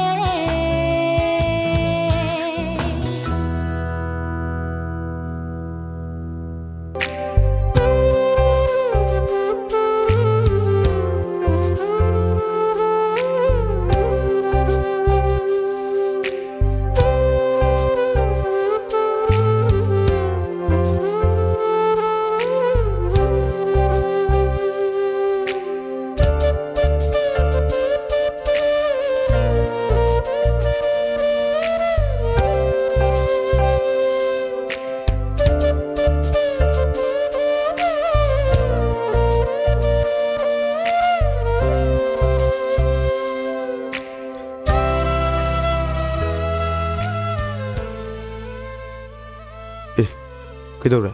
덕혜리나 솜도 파라 웅을레르디. 그대로잖아네. 미는 아무것도 다디. ngau 잘라네. 그이누나 솜제 덕디 복스 다바 비드로. 머망기도 마이나 만나도 좀 시더지 그대로게. 공나 곡 사이에시다. 낭이 더비네 그 해야게. 그쇼 할 때. 그도 마람도 하이브드나. 이거 매암 솔 똑제버. ꯑꯩꯈꯣꯏ ꯃꯌꯥꯝ ꯆꯪꯗꯅ ꯍꯣꯠꯅꯔꯁꯨ ꯀꯩꯗꯧꯅꯨꯡꯗ ꯁꯣꯜꯕ ꯇꯧꯕ ꯉꯝꯃꯔꯣꯏ ꯅꯪꯁꯨ ꯑꯀꯟꯕ ꯊꯃꯣꯏꯅꯤ ꯑꯗꯨꯛ ꯂꯨꯔꯗꯕꯨꯛꯇ ꯑꯩꯈꯣꯏꯗ ꯍꯥꯏꯗꯣꯛꯇ ꯉꯝꯃꯤꯅꯦꯕ ꯆꯥꯛ ꯆꯥꯔꯨꯔꯁꯤ ꯂꯥꯛꯑꯣ ꯑꯗꯣ ꯃꯤ ꯂꯣꯏ ꯆꯥꯟꯅꯈ꯭ꯔꯦꯕ ꯑꯩ ꯉꯁꯤ ꯌꯨꯝꯗꯩ ꯆꯥꯔꯛꯑꯦ ꯅꯣꯏ ꯆꯥꯊꯣꯛꯔꯣ ꯁꯦꯡꯉꯦꯀꯣ ꯆꯔꯥ ꯍꯦꯟꯕꯁꯦ ꯌꯥꯝ ꯐꯠꯇꯕꯅꯤꯀꯣ ꯑꯗꯨꯗꯤ ꯑꯩꯈꯣꯏ ꯆꯥꯊꯣꯛꯈꯤꯒꯦꯀꯣ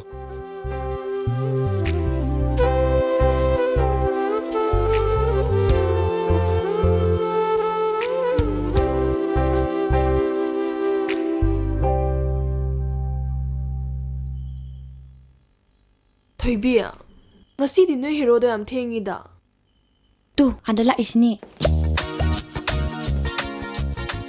ꯑꯣ ꯊꯣꯏꯕꯤꯅ ꯉꯁꯥꯏꯗꯒꯤ ꯏꯪꯅ ꯇꯞꯅ ꯐꯝꯃꯤꯁꯤꯗꯤ ꯃꯈꯣꯏꯅꯤ ꯍꯥꯟꯅ ꯄꯥꯎ ꯐꯥꯎꯅꯔꯝꯃꯅꯤ ꯐꯥꯎꯅꯔꯝꯒꯅꯤ ꯃꯌꯥꯡ ꯀꯣꯛꯅꯤꯅ ꯌꯥꯔꯦ ꯈꯥꯏꯔꯅꯨ ꯀꯩꯗꯧꯔꯒꯦ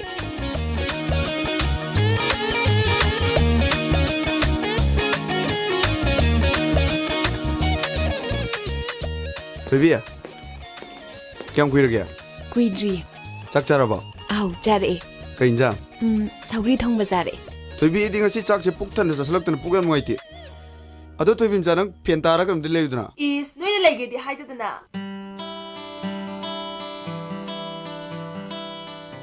ꯑꯗꯣ ꯊꯣꯏꯕꯤ ꯃꯆꯥ ꯍꯩ ꯃꯍꯤ ꯑꯃꯗꯤ ꯂꯩꯌꯨꯗ ꯑꯗꯣ ꯑꯩ ꯉꯁꯤ ꯄꯨꯛ ꯌꯥꯝ ꯅꯨꯡꯉꯥꯏꯇꯦꯕ ꯅꯣꯏꯕꯨ ꯍꯩ ꯃꯍꯤ ꯑꯃꯗꯤ ꯂꯩꯕꯤꯌꯣꯕꯤ ꯅꯣꯏꯕꯣ ꯅꯣꯏꯅ ꯂꯩꯒꯦꯗꯤ ꯍꯥꯏꯗꯗꯅ ꯐꯥꯟꯇꯥ ꯑꯃ ꯂꯩꯌꯨ ꯀꯥꯏꯅ ꯍꯛꯆꯥꯡ ꯉꯝꯗ꯭ꯔꯕꯣ ꯉꯝꯃꯤꯗ ꯅꯪꯅ ꯍꯥꯏꯕ ꯇꯈꯦꯜꯂꯩ ꯅꯥꯆꯣꯝꯗꯣ ꯄꯣꯔꯛꯑꯦ ꯑꯦ ꯀꯗꯥꯏ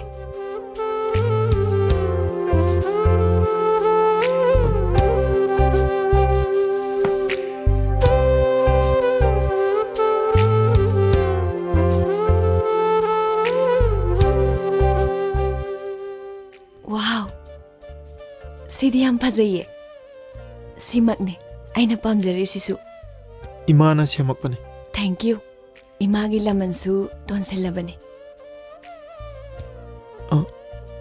ꯑꯩ ꯅꯪꯉꯣꯟꯗ ꯋꯥ ꯑꯝꯇ ꯍꯥꯏꯖꯒꯦ ꯀꯩꯅꯣ ꯍꯥꯏꯌꯣ ꯃꯁꯤꯒꯤ ꯅꯥꯆꯣꯝꯁꯦ ꯏꯃꯥꯒꯤ ꯃꯃꯧ ꯑꯣꯏꯒꯗꯕꯤ ꯃꯤꯁꯛꯇꯨꯗ ꯆꯤꯜꯍꯜꯂꯣ ꯍꯥꯏꯔꯛꯏ ꯀꯅꯥꯒꯨꯝꯕꯤ ꯑꯃꯠꯇꯒꯤ ꯅꯥꯞꯄꯗ ꯆꯤꯜꯍꯟꯒꯅꯣ ꯍꯥꯏꯔꯛꯏ ꯏꯃꯥꯅ ꯅꯥꯆꯣꯝ ꯑꯁꯤꯅ ꯀꯪꯉ ꯐꯥꯎꯕꯗ ꯃꯅꯥ ꯑꯃꯠꯇ ꯆꯣꯏꯍꯟꯗꯅ ꯄꯣꯔꯛꯄ ꯉꯝꯕ ꯅꯨꯄꯤꯗ 이마기 뭐뭐 이거니 하리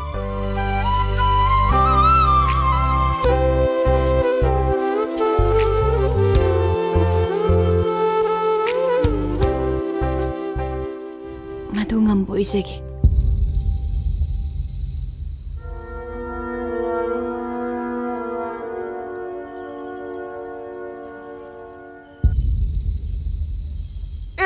비두에 라이네 tuh lah itu ada sini na sunat na mana kita bidu ke lam ini senang muda macam bidu je bukan kan ning ba tak salah sih dah gerak lo tukun je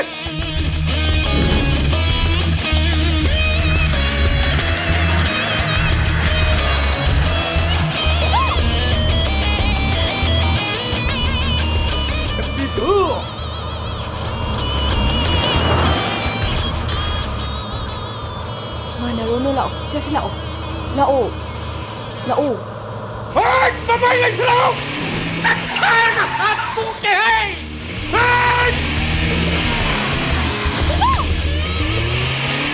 Hey! Dari pun main tu bro. Ha? Yang pun bro, ni masih tidur.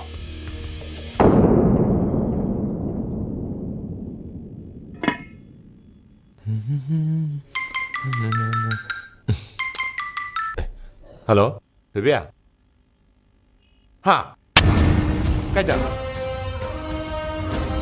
ꯑꯩ ꯂꯩ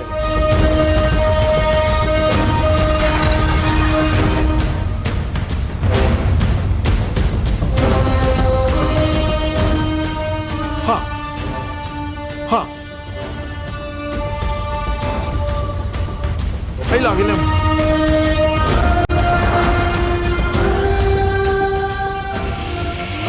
카모! 아이! 오토는 카모! 카모 오토 카모! 왜? 좀 봐! 좀 봐! 남자로 하시다!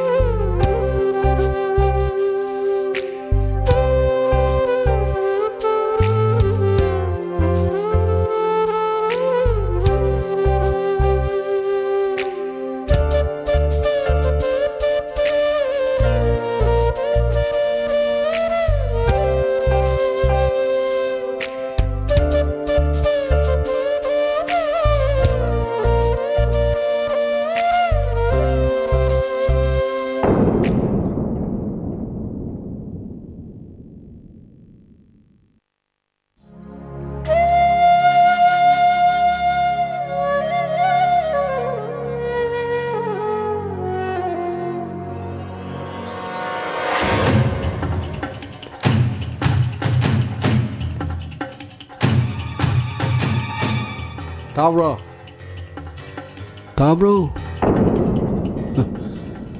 나चानुपा ngам도 ꯀꯧꯊꯣꯔꯣ ꯋꯥꯔꯤ ꯑꯝꯇ ꯁꯥꯟꯅꯒꯦ 이붕어 마디 나한 까나까나노 카라가 카는 쎄네 또보다기 윰시다 한질라키드레네 어이 나친노 깐가노 하이로 나चानुपा 망크러부 너네 정말 레이토거들어 하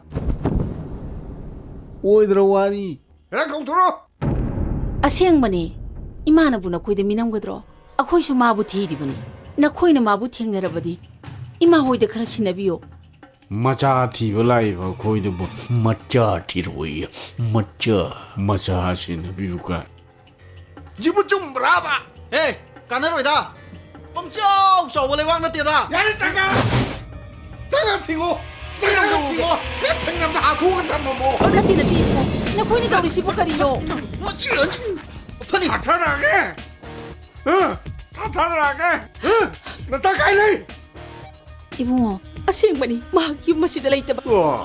ꯑꯗꯨꯗꯤ ꯑꯩ ꯊꯤꯒꯦ. ꯑꯗꯨꯗꯤ ꯑꯩ ꯊꯤꯒꯦꯅ.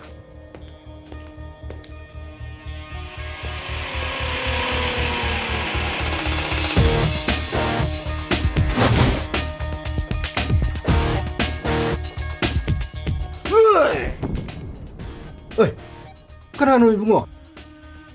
ꯍꯣꯏ ꯅꯆꯥꯅꯨꯄꯥ ꯉꯝꯕ ꯀꯥꯏ ꯂꯩ ꯅꯆꯤꯟ ꯊꯤꯔꯤꯕ ꯀꯥꯏꯗꯨꯔꯣ 이붕어, 마디 윰다 할라키다고 구이리네. ꯑꯁ ꯆꯤꯟꯁꯤ ꯆꯞ ꯃꯥꯟꯅꯅ ꯐꯖꯅ ꯊꯤꯔꯦꯅ ꯃꯤꯀꯞ ꯃꯤꯔꯥꯎꯈꯣꯟ ꯇꯥꯅꯤꯡꯉꯦ ꯁꯤꯅꯤꯅꯦ ꯅꯆꯥꯅꯨꯄꯥꯗꯣ ꯃꯣꯛꯇꯒꯤ ꯂꯧꯔꯨꯅꯕ ꯒꯥꯔꯤ ꯁꯦꯝ ꯁꯥꯔꯒ ꯊꯧꯔꯥꯡ ꯇꯧꯔꯣ ꯄꯨꯡ ꯖꯥꯟ ꯃꯥꯡꯒꯪ ꯃꯥꯡꯖꯧꯅꯅ ꯊꯧꯔꯥꯡ ꯇꯧꯔꯣ ꯃꯥꯏꯂꯦꯖ ꯒꯣ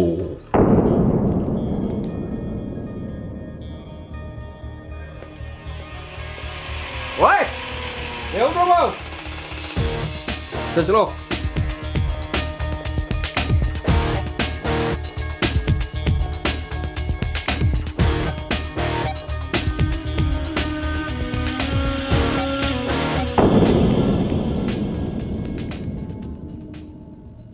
ꯃꯤꯒꯤ ꯈꯨꯟꯅꯦꯛ ꯌꯥꯕ ꯄꯥꯔꯇꯤ ꯍꯥꯏꯗꯨ ꯇꯥꯔꯦꯅ ꯑꯍꯤꯡ ꯈꯪꯗꯦ ꯅꯨꯡꯊꯤꯜ ꯈꯪꯗꯦ ꯄꯪꯊꯤꯗ ꯊꯤꯔꯕꯗꯨꯗꯤ ꯃꯤꯒ ꯂꯩꯐꯝ ꯆꯥꯐꯝ ꯈꯪꯕꯖꯥꯠ ꯅꯠꯇꯦ ꯅꯪꯅ ꯁꯤꯗ ꯂꯥꯛꯏꯁꯤꯗꯤ ꯏꯃꯥ ꯍꯣꯏ ꯄꯥꯕꯨꯡ ꯈꯣꯏꯗ ꯍꯥꯏꯔꯝꯕ꯭ꯔꯥ ꯍꯥꯏꯔꯝꯒꯨꯝ ꯍꯥꯏꯔꯝꯗꯒꯨꯝ ꯍꯥꯏꯗꯨꯅꯤꯗ ꯐꯤꯕꯝꯁꯤꯗ ꯑꯩ ꯌꯨꯝꯗ ꯂꯩꯕ ꯐꯔꯣꯏ ꯈꯪꯗꯅ ꯑꯩꯈꯣꯏ ꯄꯥꯕꯨꯡꯅ ꯒꯨꯋꯥꯍꯥꯇꯤꯗ ꯇ꯭ꯔꯦꯅꯤꯡ ꯑꯃ ꯆꯠꯊꯣꯛꯎꯔꯣꯅ ꯂꯥꯛꯏꯅꯤ ꯑꯗꯨꯒ ꯅꯪꯅ ꯁꯣꯝꯗ ꯍꯥꯏꯖꯤꯜꯂꯛꯏꯁꯤꯅ ꯀꯔꯤꯒꯤ ꯑꯁ ꯇꯥ ꯆꯂꯥꯝꯕꯕꯨ ꯀꯁꯥꯔꯗ ꯃꯩꯇꯩ ꯃꯦꯀꯥꯅꯤꯛꯁꯦ ꯌꯥꯝ ꯄꯥꯝꯃꯦ ꯍꯥꯏꯕꯕꯨꯗꯤ ꯍꯥꯏꯅꯤ ꯅꯪꯅ ꯁꯤꯗ ꯂꯩꯕꯤꯕ ꯍꯥꯏꯕꯁꯦ ꯑꯩꯈꯣꯏꯒꯤ ꯀꯁꯥꯔꯒꯤ ꯒꯥꯔꯤ ꯂꯣꯏꯕꯁꯤꯡꯒꯤꯗꯤ ꯌꯥꯝꯅ ꯂꯥꯏꯕꯛ ꯐꯕꯅꯤ ꯑꯗꯨꯗꯤ ꯀꯩꯗꯧꯅꯕ ꯅꯈꯣꯏ ꯄꯥꯕꯨꯡ ꯈꯣꯏꯅ ꯈꯜꯂꯤꯕꯗꯨꯒ ꯏꯑꯣꯟ ꯑꯣꯟꯅ ꯑꯁ ꯇꯥ ꯆꯂꯥꯝꯕ ꯊꯣꯛꯑ ꯂꯥꯛꯆꯔꯅꯤ ꯐꯣꯟꯗꯤ ꯅꯪꯒꯤ ꯍꯥꯟꯅꯒꯤ ꯅꯝꯕꯔ ꯄꯥꯏꯗꯦꯗ ꯀꯃꯥꯏꯅ ꯄꯥꯏꯗꯣꯏꯅꯣ ꯐꯤꯕꯝꯁꯨ ꯇꯥꯗ꯭ꯔꯤ ꯐꯔꯦꯅꯦ ꯅꯪꯒꯤ ꯋꯥꯛꯁꯣꯞ ꯌꯥꯎꯐꯝ ꯑꯃ ꯍꯌꯦꯡ ꯌꯦꯡꯂꯨꯔꯁꯤ ꯍꯣꯏ ꯐꯔꯦꯅꯦ ꯍꯣꯏ ꯉꯁꯥꯏ ꯁꯤꯟꯕ ꯂꯣꯏꯔꯦ ꯀꯣ ꯍꯣꯏ ꯌꯥꯏ ꯊꯝꯃꯣ ꯇꯥꯃꯦ ꯁꯤ 우리ꯗꯅ ꯁꯦ ꯁꯤ ꯌꯨꯝꯅꯁꯦ ꯁꯤ ꯀꯩꯅꯣ ꯅꯍꯥꯟꯒꯤ ꯀꯥꯡꯕꯨꯗꯣ MU ꯃꯅꯨꯡꯗ ꯆꯪ ꯌꯥꯗꯕ ꯑꯣꯔꯗꯔ ꯆꯦꯟꯅꯤꯁꯦ ꯁꯦꯀꯨꯔꯤꯇꯤꯗꯁꯨ ꯂꯣꯏ ꯄꯤꯁꯟꯈ꯭ꯔ ꯃꯥꯅꯦ ꯅꯍꯥꯟ ꯌꯥꯝ ꯇꯥꯈꯠꯄ ꯅꯨꯄꯥꯗꯣ ꯃꯃꯤꯡ ꯈꯣꯏꯃꯨ ꯀꯧꯏ ꯁꯤ ꯃꯃꯥꯡ ꯀꯌꯥꯝ ꯒꯩꯗꯦꯅꯤ ꯑꯩꯈꯣꯏ MU ꯃꯅꯨꯡꯁꯤꯗ ꯊꯤꯀꯥ ꯇꯧꯔ ꯂꯩꯔꯕ ꯑꯣꯏ ꯃꯥꯅꯦ ꯑꯗꯣ ꯃꯣꯏ ꯉꯔꯥꯡ ꯄꯥꯏꯕ ꯅꯣꯡꯃꯩꯗꯨꯒ ꯑꯁꯦꯡꯕ ꯑꯣꯏꯖꯥꯠꯂꯣ ꯁꯦꯡꯒꯦꯔꯥ ꯁꯦꯡꯉꯨꯒꯦꯔꯥ ꯆꯦꯜꯍꯧꯔꯤꯗꯨꯅ ꯐꯠꯇ꯭ꯔꯣ ꯑꯩꯈꯣꯏ ꯁꯦꯀ꯭ꯌꯨꯔꯤꯇꯤ ꯒꯥꯔꯗꯁꯤꯡꯗꯨ ꯀꯃꯥꯏꯅ ꯊꯥꯖꯜꯂꯤꯖꯥꯠꯅꯣ ꯑꯁ ꯃꯣꯏꯗꯤ ꯊꯧꯃꯤꯟ ꯆꯥꯃꯤꯟꯅ ꯂꯩꯕꯅꯤꯅ ꯑꯗꯨꯝ ꯆꯪꯍꯜꯂꯛꯏꯅꯤꯅꯦ ꯑꯩꯕꯨꯗꯤ ꯐꯩꯅꯤ ꯊꯣꯏꯕꯤꯗꯨꯅꯦ ꯑꯩꯅ ꯈꯜꯂꯤꯁꯦ ꯃꯥꯒꯤ ꯈꯟꯕꯗ ꯀꯣꯛꯁꯦ ꯎꯪꯉꯤꯁꯦ ꯐꯣꯟꯗ ꯄꯥꯎ ꯂꯧꯗ꯭ꯔꯣ ꯉꯔꯥꯡ ꯇꯧꯕꯅꯦ ꯑꯗꯣ ꯁ꯭ꯋꯤꯆ ꯑꯣꯐ ꯂꯩꯅꯤ ꯊꯣꯏꯅ ꯈꯜꯂꯧꯅꯨꯗ ꯊꯣꯛꯄ ꯃꯥꯏ ꯂꯥꯛꯆꯅꯦꯕ ꯑꯗꯣ ꯅꯪ ꯃꯄꯥꯟꯗꯤ ꯊꯣꯛꯂꯛꯑꯅꯤꯀꯣ ꯑꯩꯈꯣꯏ ꯃꯄꯥꯟꯗ ꯉꯥꯛꯀꯦꯕ ꯊꯣꯛꯑꯦꯀꯣ ꯇꯥꯃꯣ ꯄꯦꯟꯁꯤꯟ ꯐꯪꯕꯁꯤꯕꯨ ꯀꯌꯥꯝ ꯀꯨꯏꯕꯤꯔꯒꯦ 이보라 이거 사임 파리 뭐 마망 제이 페와리 제플 ꯑꯗꯣ ꯍꯧꯖꯤꯛꯄꯨ ꯀꯔꯤ ꯇꯧꯔ ꯂꯦꯟꯕꯤꯔꯤꯒꯦ 그스토리다 그동니 아이 이거 지가 또 올라가 뭐야 또 지양바 에이 가리도 ям 꾸이는 셈브로 야데 강아지 메이가 타워도 자네디 잉야드라바 에이 짜라 엔 지니랑 랑 아주 꾸인 셈바 마시 편을 보강이네 희장은 해 핵만큼은 마시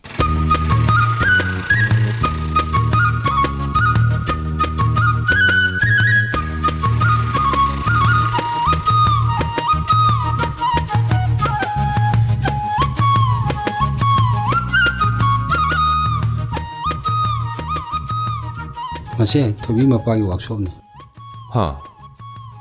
ꯃꯣꯏ ꯃꯄꯥꯗꯤ ꯑꯥꯗꯩꯁꯦ ꯊꯣꯏꯕꯤ ꯃꯄꯥꯅꯤ ꯆꯪꯉꯁꯤ ꯂꯥꯛꯑꯣ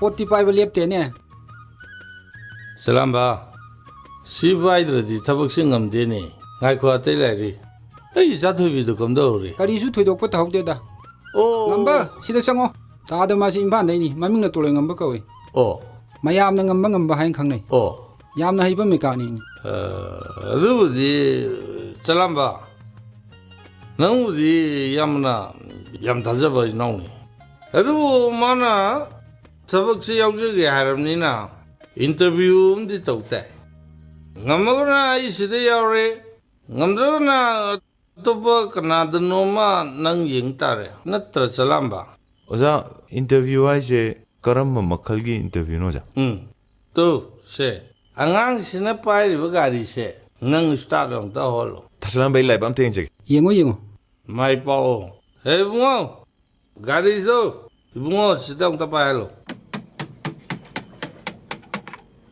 사람도 떨어져 에이 양이 오자 야니 떠도 떨어오네 스타트로 해 브로 야니 떠도 떨어오네 아고 떨어 야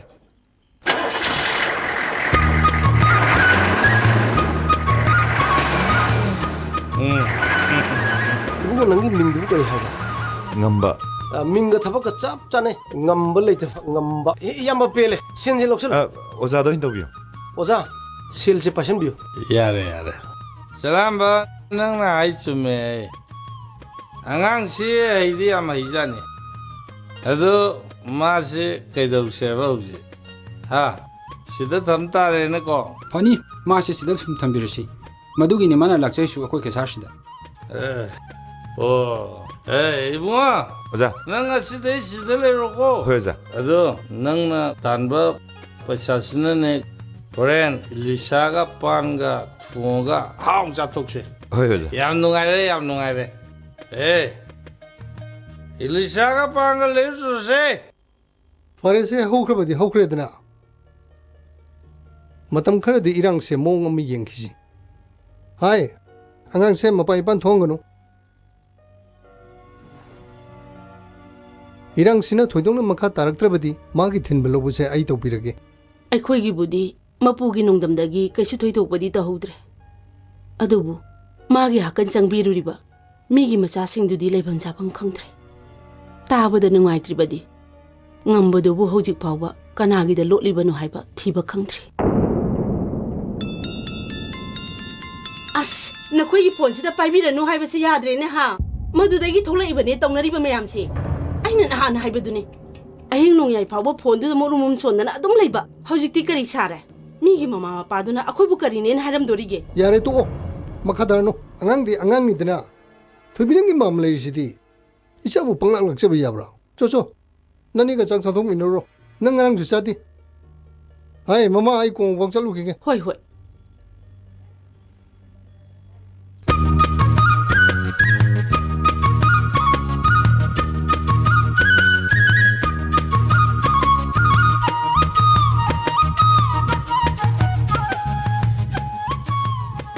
as gari me hamsti ya me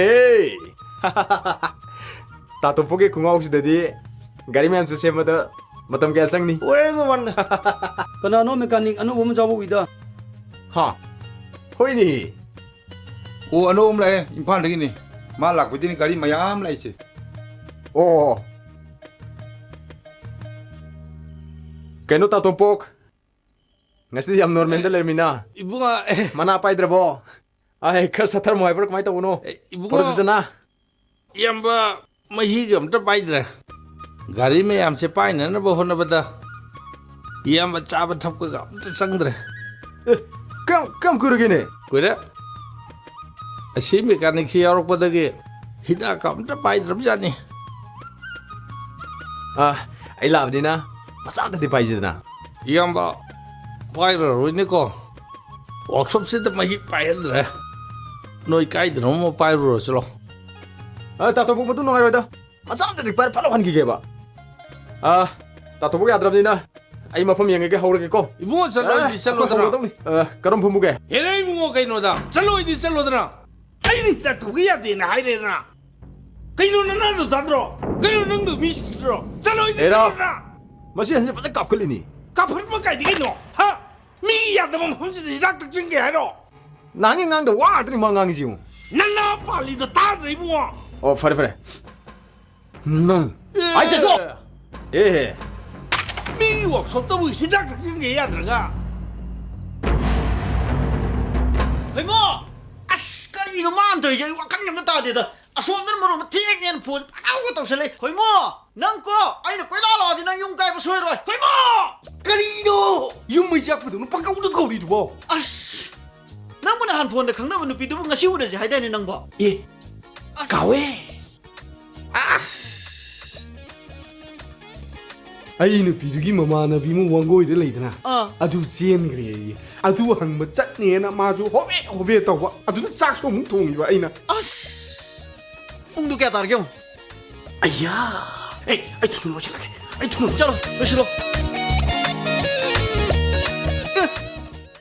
ꯂꯥꯛꯑꯦ ꯇꯥꯆꯥꯒ ꯅꯣꯏ ꯇꯧꯏꯁꯦ ꯀꯩꯗꯧꯏꯅꯣ ꯐꯣꯟ ꯐꯪꯉꯤ ꯁ꯭ꯋꯤꯆ ꯑꯣꯐ ꯊꯝꯖꯜꯂꯤ ꯑꯩꯕꯨ ꯔꯦꯁꯇꯨꯔꯦꯟ ꯃꯃꯥꯡꯗ ꯄꯨꯡ ꯑꯃ ꯑꯅꯤ ꯂꯦꯞꯍꯜꯂꯤ ꯅꯣꯏ ꯇꯧꯏꯁꯦ ꯑꯩ ꯎꯁꯤꯠꯇ꯭ꯔꯤꯔꯣ ꯂꯥꯛꯑꯦ ꯊꯣꯔꯛꯑꯦ ꯂꯥꯛꯑꯦ ꯇꯨ ꯆꯞ ꯆꯥꯔꯦ ꯆꯥꯅꯤ ꯅꯪ 사계 낭나 이제 사오노 사계 사계 아이 카르팅도 그래 사계 ꯀꯩꯅꯣ ꯅꯪ ꯑꯩꯉꯣꯟꯗ ꯁꯥꯒꯩ ꯁꯥꯒꯩ ꯁꯨꯝ ꯀꯧꯔꯤꯁꯦ 사계 아이는 러디 아까 사계이도 틀라니 아드나 아이는 사계이는 거운 거유 거이나라봐 사계한테 거우야네 ꯑꯗꯨꯏꯁꯨ ꯅꯣꯏ ꯇꯧꯏꯗꯣ ꯐꯖꯃꯟꯗꯦ 사계 낭나 다자들이지 아이는 믿거나 아마 셰퍼시더라 복지인줄 셰퍼도 많더라 아이디 다모이디 시행그러자니 아이는 아이자 시행학더니 아이디 샤오주 하이디 예 그리야 나가 이거는 샤오 말해 ꯅꯠꯇꯦꯗ ꯁꯨꯝ ꯁꯥꯎꯅꯤꯡꯕꯒꯤ ꯋꯥꯅꯤ 이병마 너희 너무나 하이제 오이다마 아무것도 야우데 나더라 사계 능이 능시우라 ꯆꯠꯂꯦ ꯅꯨꯡꯁꯤ ꯀꯩꯅꯣ 아이디 능무 능시 사계 아이디 능무 능시 와 ꯆꯠꯂꯦ ꯀꯥꯏꯗ ꯃꯥꯅꯤ 아이기 예나우 멋자 두번비 ꯈꯪꯅꯤꯅ ꯃꯗ라 ꯈꯪ 간나 바이샬레 시그드라는 해나 빡제 꽁곰 빠이레 난 토키드라 와제이도 ꯆꯣꯡꯊꯣꯏ ꯀꯩꯁꯨ ꯅꯪꯒꯤꯗꯃꯛꯇ ꯂꯦꯞꯄꯤ 아드디 그동안 찔러지 아이노 ꯑꯩꯒꯤꯕꯨꯗꯤ ꯌꯥꯔꯦ ꯕꯦꯃꯥ ꯅꯣꯏ ꯄꯥꯕꯨꯡꯁꯦ ꯀꯧꯁꯨ 아싸 아드디 야래 바붕 그래 나와 ꯀꯅꯥ ꯑꯉꯥꯡꯅꯣ ꯌꯥꯝ ꯅꯨꯡꯁꯤꯌꯦ 아쿠이다 모이면 사니 아이고나 바붕은 아동 가오래 ꯑꯝꯇ ꯐꯪꯒꯦꯁꯦ 얌농 지그리 마서 얌 보자네 이마 돈세 바삭 디베제에 아 실러 자가 아쿠이 디만에 마서 얌 봐자부 이제 이제 아가니 누구 붙여놓지 아쿠이 디만에 마서 가리 봐자부 이베마 예나오 마차 뚜본비 이제도 다 하고 이래 पाखतकनु ngasiꯗꯒꯤꯗꯤ ꯏꯆꯦꯁꯦ ꯊꯕꯛ ꯈꯔ ꯀꯣꯝꯃꯅꯤ ꯆꯥꯛ ꯏꯁꯤꯡ ꯊꯣꯡꯕꯤꯅꯕ ꯃꯇꯦꯡ ꯄꯥꯡꯕꯤꯅꯕ ꯅꯪ ꯑꯃ ꯂꯥꯛꯑꯕꯅꯤꯅ ꯀꯩꯅꯣ ꯍꯥꯏꯁꯤꯕꯣ ꯏꯅꯥꯎ ꯑꯩꯁꯦ ꯃꯥꯒꯤ ꯅꯨꯄꯤ ꯁꯤꯅꯅꯦ ꯃꯥꯒꯤ ꯃꯆꯥ ꯏꯃꯥ ꯏꯆꯦ ꯑꯩꯗꯤ ꯅꯍꯥꯟꯒꯩ ꯈꯪꯗ ꯇꯧꯕꯅꯦ ꯑꯩ ꯆꯠꯂꯦ ꯍꯦ ꯉꯥꯏꯈꯣ ꯉꯁꯤꯗꯤ ꯅꯕꯥꯅꯤꯒꯤ ꯅꯨꯡꯁꯤ ꯅꯨꯡꯉꯣꯟꯒꯤ ꯀꯨꯝꯍꯩꯁꯦ ꯅꯆꯦꯅꯅꯦ ꯊꯨꯞꯆꯟꯕꯤꯔꯒꯦ ꯍꯩꯃꯥ ꯂꯥ ꯄꯥꯈꯠꯀꯅꯨ ꯇꯧꯅꯣꯃꯤ ꯑꯩ ꯉꯝꯃꯣꯏꯃꯤ ꯇꯧꯅꯣꯃꯤ 이제 ꯑꯩ ꯉꯝꯃꯣꯏꯃꯤ ꯊꯥꯗꯣꯛꯑꯃꯤ 이제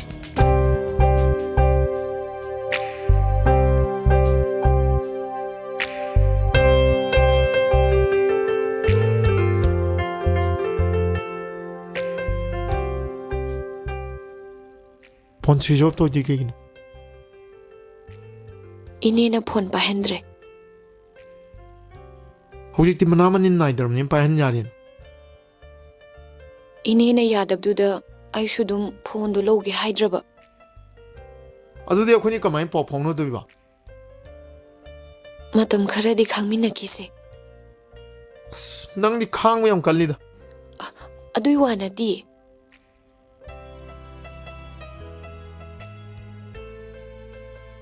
아도 난 톡톡톡 놈이두도 난가 한미나기도 까나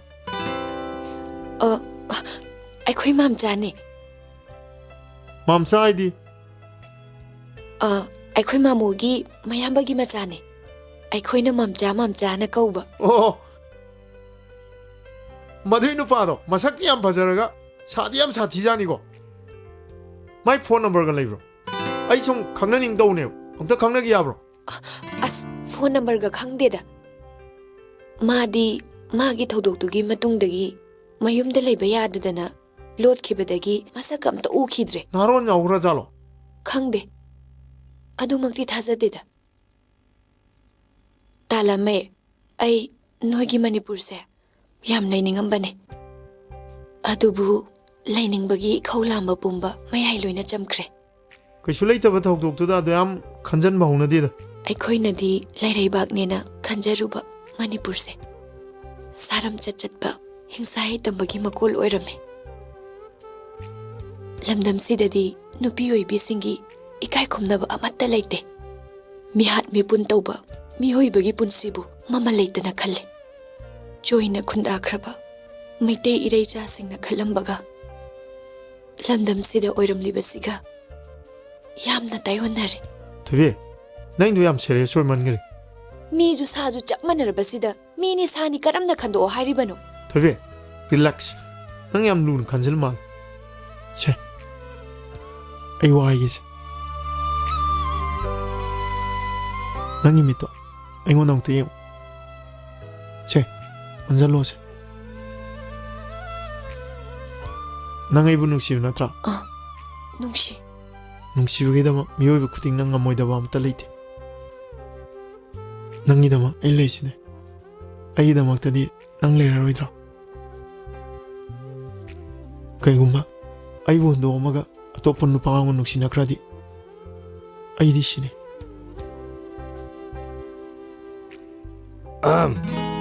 ꯂꯣꯏꯗ꯭ꯔꯤꯕꯣ ꯊꯦꯡꯉꯦ ꯆꯠꯁꯤꯂꯣ ꯊꯣꯛꯑꯁꯤ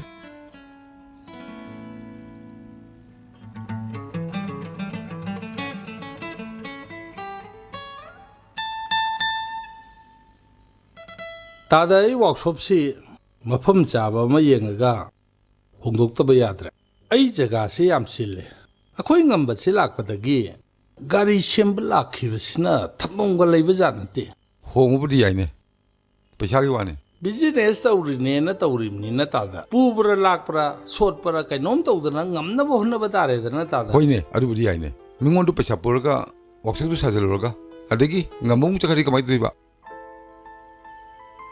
ꯇꯥꯗ ꯃꯥ ꯑꯗꯨꯐꯥꯎꯗꯤ ꯇꯧꯗꯧ ꯃꯥꯟꯗꯦ ꯃꯁꯤ ꯑꯉꯥꯡꯁꯤ ꯃꯕꯨꯛꯆꯦꯜ ꯌꯥꯝ ꯁꯦꯡꯉꯤ ꯍꯥꯟꯅ ꯂꯩꯔꯝꯕ ꯑꯇꯩ ꯃꯦꯀꯥꯅꯤꯛꯁꯤꯡꯒ ꯑꯣꯟꯊꯣꯛꯅ ꯈꯦꯠꯅꯈ꯭ꯔꯦ ꯑꯁ ꯃꯕꯨꯡ ꯃꯄꯥꯎꯅ ꯐꯔꯤꯕ ꯁꯨꯕ ꯅꯣꯝꯕꯁꯤꯅ ꯀꯜꯂꯤꯕ ꯃꯕꯨꯡ ꯃꯄꯥꯎꯅ ꯐꯔꯤꯕ ꯃꯁꯤ ꯑꯉꯥꯡꯁꯤꯗꯤ ꯂꯥꯏꯅ ꯄꯤꯔꯛꯄ ꯑꯉꯥꯡꯒ ꯆꯞ ꯃꯥꯟꯅꯩ ꯉꯥꯛꯈꯣ ꯆꯥꯡ ꯄꯥꯏꯒꯤꯁꯦ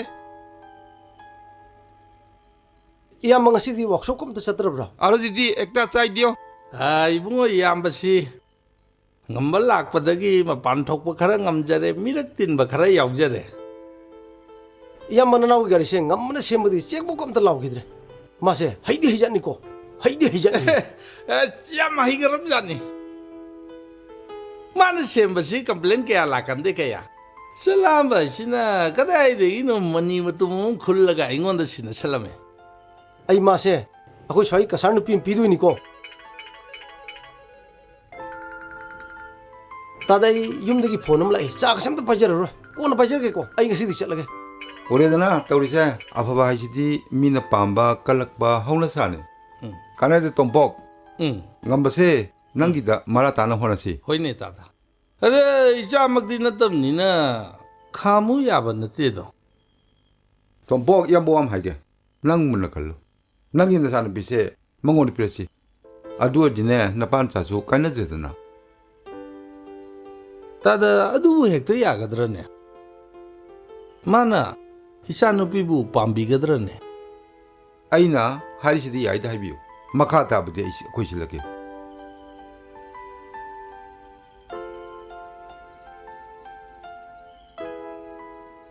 ꯇꯥꯗ ꯅꯅꯥꯎꯒꯤꯕꯨꯗꯤ ꯌꯥꯖꯔꯕ ꯇꯥꯗꯅ ꯐꯅꯕ ꯁꯤꯟꯕꯤꯔꯣꯅꯦ ꯐꯔꯦꯅꯦ ꯌꯥꯔꯦ ꯈꯜꯂꯣ ꯑꯩꯅ ꯊꯣꯛꯄ ꯐꯅ ꯁꯤꯜꯂꯒꯦ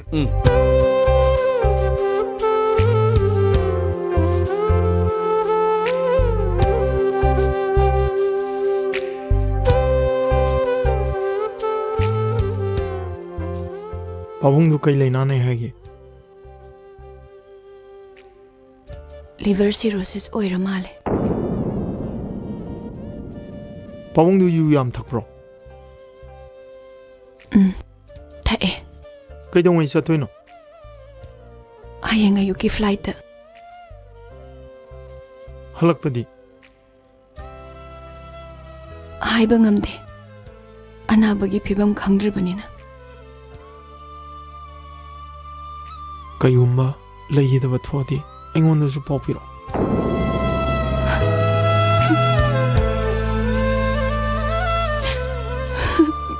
ꯊꯣꯏꯕꯤ ꯊꯣꯏꯕꯤ ꯑꯥꯏ ꯑꯦꯝ ꯁꯣꯔꯤ ꯑꯩ ꯍꯥꯏꯔꯣꯏꯗꯕ ꯋꯥ ꯑꯃ ꯍꯥꯏꯗꯣꯛꯈ꯭ꯔꯦ ꯁꯦ ꯀꯞꯄꯅꯣꯕ ꯄꯥꯕꯨꯡ ꯅꯥꯕꯗꯕꯨ ꯀꯩꯗꯧꯕꯩ ꯆꯠꯂꯣꯏꯗꯣꯏꯅꯣ ꯆꯠꯀꯗꯕꯅꯤ ꯍꯌꯦꯡ ꯆꯠꯄ ꯍꯥꯏꯕꯗꯣ ꯇꯦꯛꯇ ꯀꯥꯏꯗꯕ ꯑꯣꯏꯌꯨꯀꯣ ꯃꯄꯨꯒꯤ ꯊꯧꯖꯥꯜꯗꯒꯤ ꯄꯥꯕꯨꯡꯗꯨ ꯐꯔꯛꯄ ꯑꯣꯏꯁꯅꯨ ꯑꯩꯅ ꯀꯩꯒꯨꯝꯕ ꯍꯜꯂꯛꯄ ꯌꯥꯗ꯭ꯔꯗꯤ ꯅꯪ ꯀꯁꯥꯔꯗ ꯂꯥꯛꯀꯗ꯭ꯔꯥ ꯂꯥꯛꯀꯅꯤ ꯑꯩ ꯁꯣꯏꯗꯅ ꯂꯥꯛꯀꯅꯤ ꯅꯪꯅ ꯑꯇꯣꯞꯄ ꯑꯃꯗ ꯌꯨꯝ ꯄꯥꯜꯂꯝꯃꯗꯤ ꯑꯩ ꯀꯩꯗꯧꯅꯤ ꯈꯪꯕ꯭ꯔꯥ ꯅꯪ ꯁꯤꯅꯤ ꯑꯗꯨꯅꯤ ꯑꯗꯨꯃꯗꯤ ꯀꯥꯎꯒꯅꯨ ꯅꯐꯤꯗꯣ ꯇꯩꯊꯣꯛ ꯆꯠꯅꯕ ꯇꯧꯁꯤ ꯍꯌꯦꯡ ꯆꯠꯅꯤ ꯍꯥꯏꯔꯕꯅꯤꯅ खर ngana hannaba tawse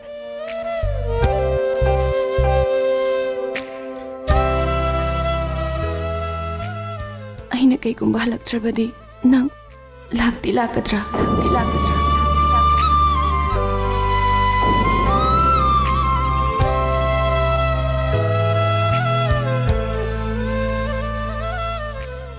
ai lakani soidana lakani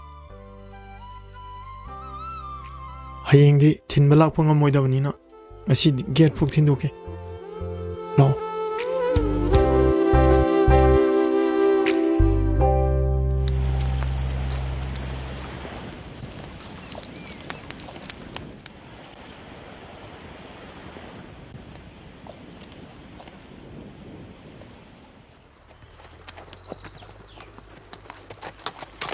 Dan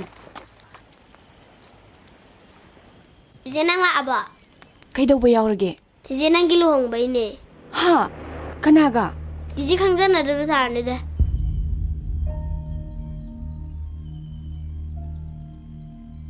Hey ngang sa adagi si kamaina Hey ibema nang husite lai ro Baba noi dei se kaino haibane noi dei se Baba na haiba matamda aina karamba matamda yada ba yawkrage Baba nai haibadaine ai luhong ba se haba ngamoi Ipa kai doroge isa thoibi nang ta tap thago ipa na silise nangi da maktani lamsang lakpagi waramani na pina rondong ta hana hongdo ugo aduga ne ingna wari sasi Baba nasabu Baba na haiba matamda karamba matamda yada ba yawkrage kaigino Baba na nasada minam laga silamli ba thaurang sibu Ibema aina tawriba thabakse isagi yai phanabagi da maktani se sango imungda phamam nang lamsang lakpagi waramani ipa amur kai haidu ki ko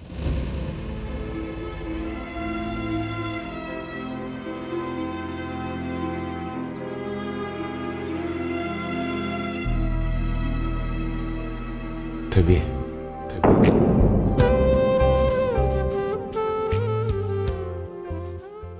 Tangamba Noi pabuna siliba nang ai luhong base nang ni yaning da pam da ler kadi aingon de ta sengna yo ai ke se soroi adu nang khalo munna khalo ngasi ayeng sima munna khalo adu nang gere pado aingon na khangalo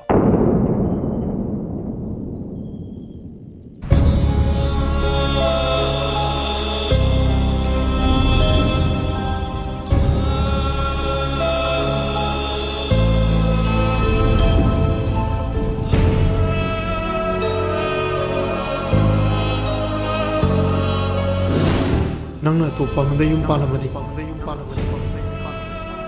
ai kidawni khangra nang shini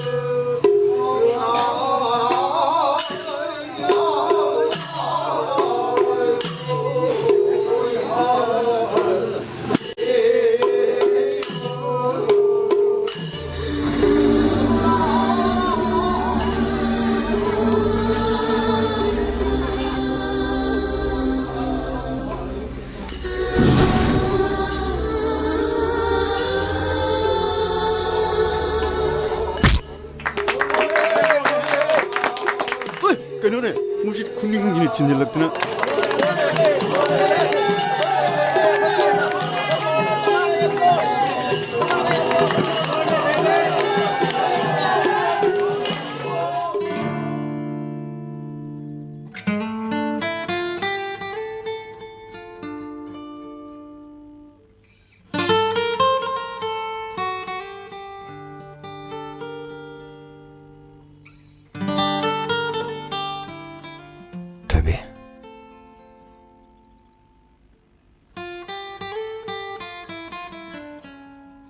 ꯅꯪꯁꯤ ꯌꯥꯝ ꯐꯖꯩ. ꯉꯁꯤꯅ ꯑꯃꯨꯛ ꯍꯦꯟꯅ ꯐꯖꯩ. ꯅꯪ ꯇꯨꯝꯃꯣ. ꯑꯩ ꯃꯤꯠ ꯄꯦꯟꯅ ꯑꯃꯨꯛꯇ ꯌꯦꯡꯒꯦ. ꯅꯪ ꯑꯣꯏꯅ ꯇꯨꯝꯃꯣ. ꯑꯩ ꯅꯪꯒꯤꯗꯃꯛꯇ ꯅꯥꯎꯁꯨꯝ ꯏꯁꯩ ꯁꯛꯀꯦ. ꯅꯪ ꯑꯣꯏꯅ ꯇꯨꯝꯃꯣꯕ. ꯅꯪ ꯑꯣꯏꯅ ꯇꯨꯝꯃꯣꯕ. ꯅꯪ ꯑꯣꯏꯅ ꯇꯨꯝꯃꯣ. ꯅꯪ 어이나 뚜모바. 난 어이나 뚜모바. 세 뚜모바. 난 어이나 뚜모. 세 뚜모바. 세 뚜모바. 아이네 낙숨 이세 이삭해봐. 고.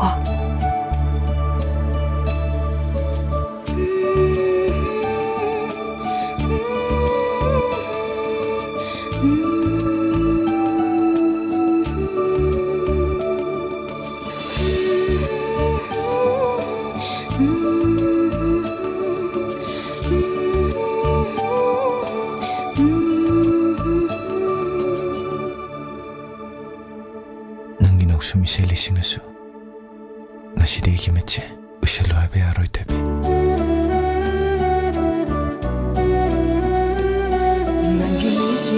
nangi mino aina toina ure nang nakapa nang nasawa aina tatana thengnare ngasidi nangna ningaida tumbadu imitse pena yengzage Hatiangna malimbu mitkuptana yengbagum yenjaningi aisunangbu imitsi kuptana ngasi hayang khamdaba mioy pokni ahinga matasu tungjeru yengduna linjagi nangi mino aina toina ure nang nakapa nang nasawa aina tatana thengnare Tiangna malimbu mitkuptana yengbagum yenjaningi aisunangbu imitsi kuptana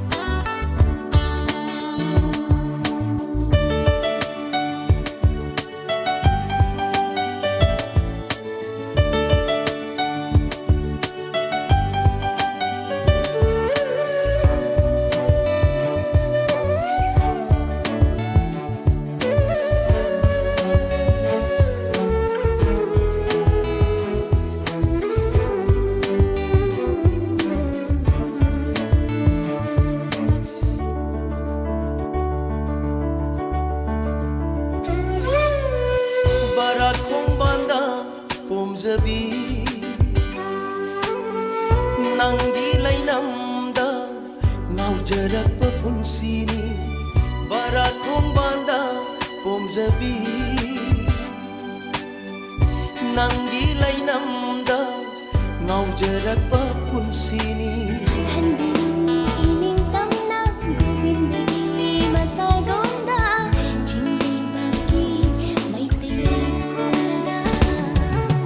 ꯑꯩꯒꯤ ꯑꯣꯏꯔꯕ ꯅꯪꯁꯦ ꯑꯣꯏꯖꯒꯦ ꯃꯄꯣꯛ ꯃꯄꯣꯛ ꯈꯨꯗꯤꯡ ꯑꯩꯇꯒꯤ ꯑꯩꯒꯤ ꯑꯣꯏꯔꯕ ꯅꯪꯁꯦ ꯑꯣꯏꯖꯒꯦ ꯃꯄꯣꯛ ꯃꯄꯣꯛ ꯈꯨꯗꯤꯡ ꯑꯩꯇꯒꯤ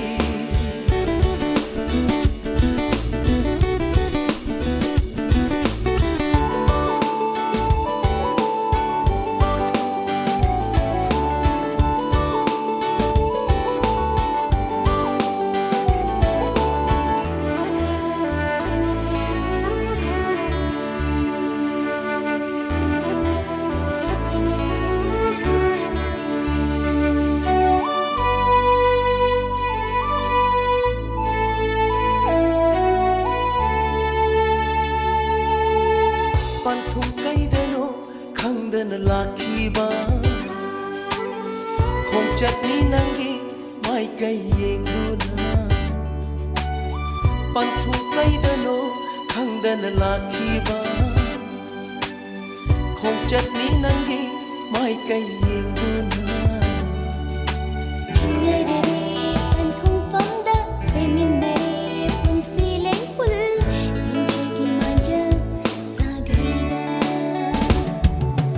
ꯑꯩꯒꯤ ꯑꯣꯏꯔꯕ ꯅꯪꯁꯦ ꯑꯣꯏꯖꯒꯦ ꯃꯄꯣꯛ ꯃꯄꯣꯛ ꯈꯨꯗꯤꯡ ꯑꯩꯇꯒꯤ ꯑꯩꯒꯤ ꯑꯣꯏꯔꯕ ꯅꯪꯁꯦ ꯑꯣꯏꯖꯒꯦ ꯃꯄꯣꯛ ꯃꯄꯣꯛ ꯈꯨꯗꯤꯡ ꯑꯩꯇꯒꯤ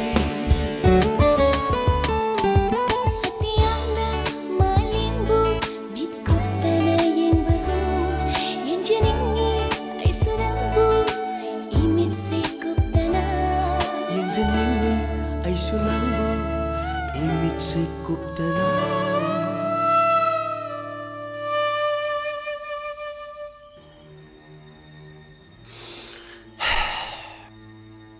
따뚜벅 떠이 타벅세 얌란나 타벅니 मसानुपी पीनी पीनी हारगा थकतोक्रिसे कयादि यामे क्यामे हा क्यामे नुतिगी पोन बनोदि तोखरोने नों फादोक यावबा खोइ भावदा मागा थमिनबदा क्याम यामे खंगबा मासी क्यादि फतब मिनते नते मागी इम्फानगी मेकानिक तो ngambado mana thon mangakani माने माहेक लाखपदगी अखोइना मई फाइव फंगद्रिसे खदक तौरगा मचानुपीसु लौखिबा अदुगा नुंसिरबा इताउ नंगना बाई ताहोबा हेरा फुदो तोइने फुगायर फगदबने नत्रै ता फजन फुरगा को मही लोइन ओठोकदमनी फुनी फुगनी अई थवाई थोइबिगु मुनखिबा माबु फुदना तोकद्रो फुनी फुगनी अखोई तौगी हार्ट दुजम बान ओरदबो ngasi di ai tauge futasi phajana futalasi tanjai ngre pachana futachine fugadam nate hat kadamni masi grabdi ai nong lo ya dana याय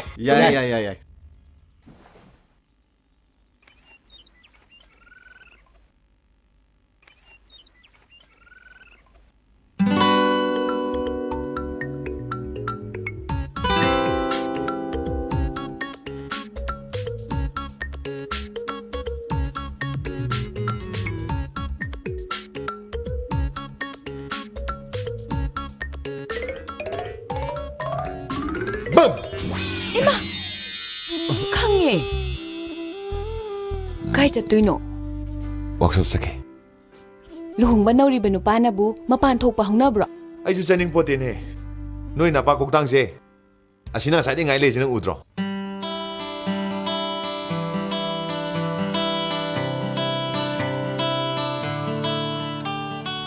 ngamba pamo ai noi bo hogotri hausi bawa tingene taredana ꯑꯗꯣ ꯅꯈꯨꯠꯇꯣ ꯇꯦꯛꯁꯟꯅꯒꯦꯔꯥ ꯅꯈꯣꯡꯗꯣ ꯇꯦꯛꯁꯟꯅꯒꯦꯔꯥ ꯑꯃ ꯇꯧꯔꯒ ꯂꯩꯕ ꯌꯥꯗꯕ꯭ꯔꯥꯕ ꯍꯌꯦꯡ ꯃꯗꯨ ꯈꯪꯉꯒ chop ꯇꯧꯁꯔꯛꯄꯨꯗꯤꯅꯦ ꯅꯪ ꯀꯣ ꯍꯥꯏꯕ ꯌꯥꯗ꯭ꯔꯣ ꯑꯥꯎ ꯊꯣꯛꯂꯛꯑꯦ ꯄꯥꯕꯨ oh thoro ꯑꯦ ꯑꯩꯅ ꯀꯃꯥꯏ ꯍꯥꯏꯗꯣꯏꯕ ꯑꯁ ꯄꯥꯕꯨꯡ ꯋꯥꯛꯁꯣꯞꯁꯦ ꯄꯥꯕꯨꯡ ꯏꯊꯟꯇꯅ ꯍꯧꯔꯛꯄꯅꯤ ꯑꯗꯨꯅꯅꯦ ꯅꯆꯥꯅ ꯅꯧꯔꯤꯉꯩ ꯃꯇꯝꯁꯤꯗꯗꯤꯅꯦ ꯄꯥꯕꯨꯡꯅꯅꯦ ꯃꯥꯕꯨ ꯄꯨꯕꯤꯔꯨꯔꯅꯨ ꯄꯥꯕꯨꯡꯅ ꯃꯇꯝ ꯈꯔ ꯍꯣꯠꯅꯕꯤꯔꯣ ꯁꯤꯀꯣ ꯍꯥꯏ ꯂꯣꯏꯔꯦ ꯌꯥꯔꯦꯕꯣ ꯍꯦ ꯉꯝꯕ Hey, ꯑꯩ ꯆꯠꯂꯝꯗꯥꯏꯁꯤꯗ ꯑꯣꯏꯅꯔꯤꯕ꯭ꯔꯅꯦ ꯑꯥꯎ ꯄꯥꯕꯨꯡ ꯊꯣꯔꯛꯑꯣꯅꯦ ꯑꯥꯎ ꯊꯣꯛꯂꯛꯑꯦ ꯄꯥꯕꯨꯡ ꯍꯣꯔꯦꯟ ꯆꯥꯛ ꯈꯔ ꯉꯟ ꯊꯤꯜꯂꯛꯎꯀꯣ ꯀꯩꯅꯣ ꯆꯣ ꯆꯥꯛ ꯉꯟ ꯊꯤꯜꯂꯛꯎꯀꯣ ꯅꯪ ꯅꯨꯡꯉꯥꯏꯈꯤꯗ꯭ꯔꯦꯗ ꯅꯣꯏꯁꯤꯗꯤ ꯅꯣꯡꯉꯥꯜꯂꯦ ꯊꯣꯡ ꯍꯥꯡꯗꯣꯛ ꯊꯣꯔꯛꯑꯣꯅꯦ ꯋꯥꯛꯁꯣꯞ ꯊꯦꯡꯃꯜꯂꯦꯅꯦ ꯍꯦꯃꯟꯈ꯭ꯔꯦꯅꯦ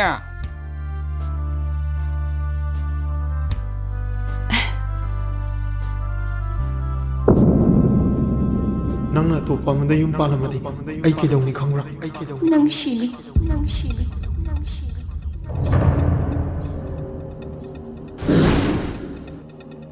ꯑꯩꯅ ꯀꯩꯒꯨꯝꯕ ꯍꯜꯂꯛꯇ꯭ꯔꯕꯗꯤ ꯅꯪ ꯂꯥꯛꯇꯤ ꯂꯥꯛꯀꯗ꯭ꯔꯥ ꯑꯩ ꯂꯥꯛꯀꯅꯤ ꯁꯣꯏꯗꯅ ꯂꯥꯛꯀꯅꯤ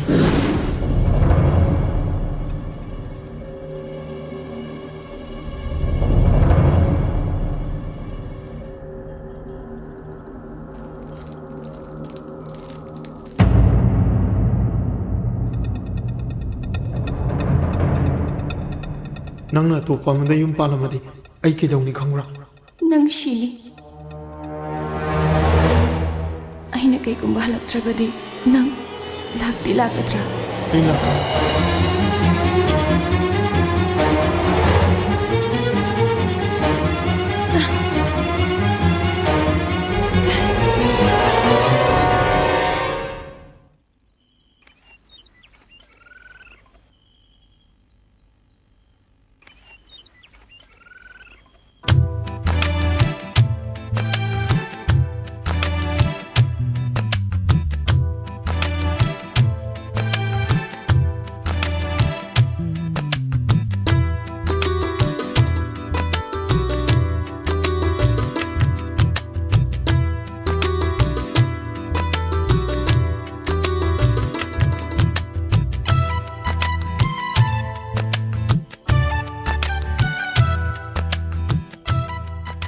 ꯂꯥꯛꯑꯣ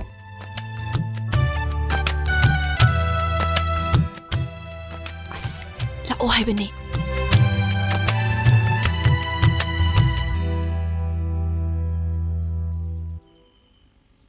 ꯇꯥꯕꯤꯔꯤꯕꯣ ꯇꯥꯕꯤꯔꯤꯕꯣ ꯆꯥꯛ ꯍꯥꯟꯅ ꯆꯥꯊꯣꯛꯑꯁꯦ ꯁꯤ ꯑꯝꯇ ꯂꯣꯏꯁꯤꯜꯂꯝꯒꯦ ꯇꯧꯕꯅꯤ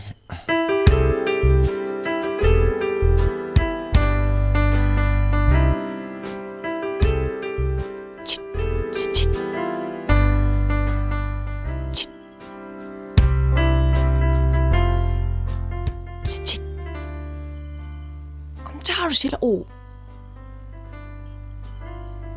ꯂꯥꯛꯑꯣꯀꯣ ꯂꯥꯛꯑꯣ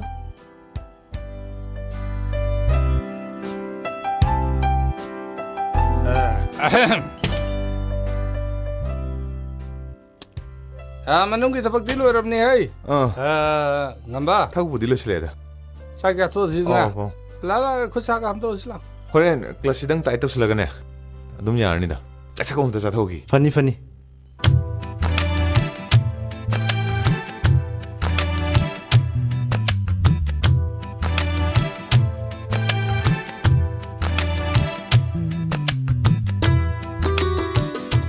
ꯍꯥꯎꯕ꯭ꯔꯥ ꯍꯥꯎꯋꯦ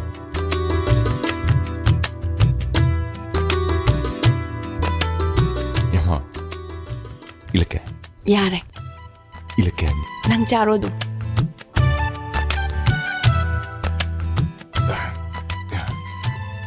이승 닥젤로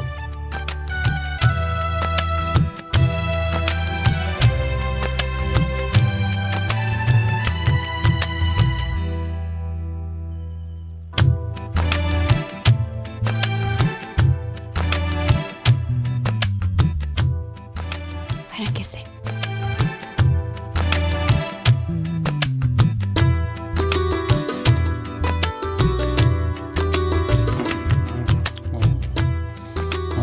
어머니 이걸래 어글로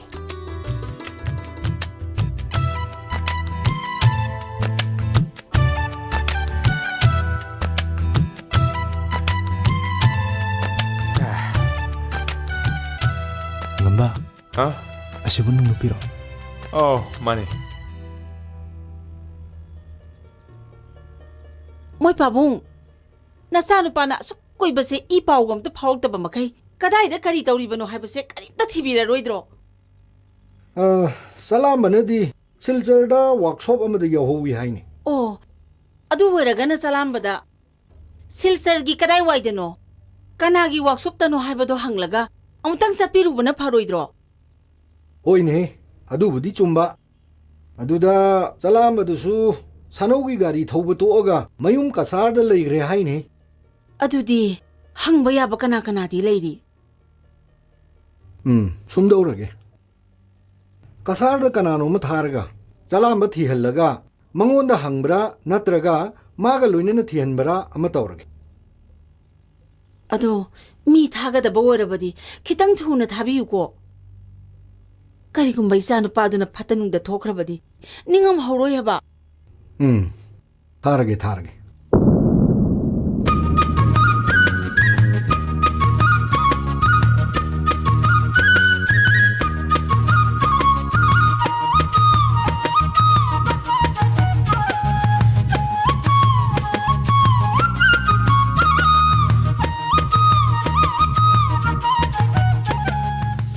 रूम में हांगबगा लेगिद्रो?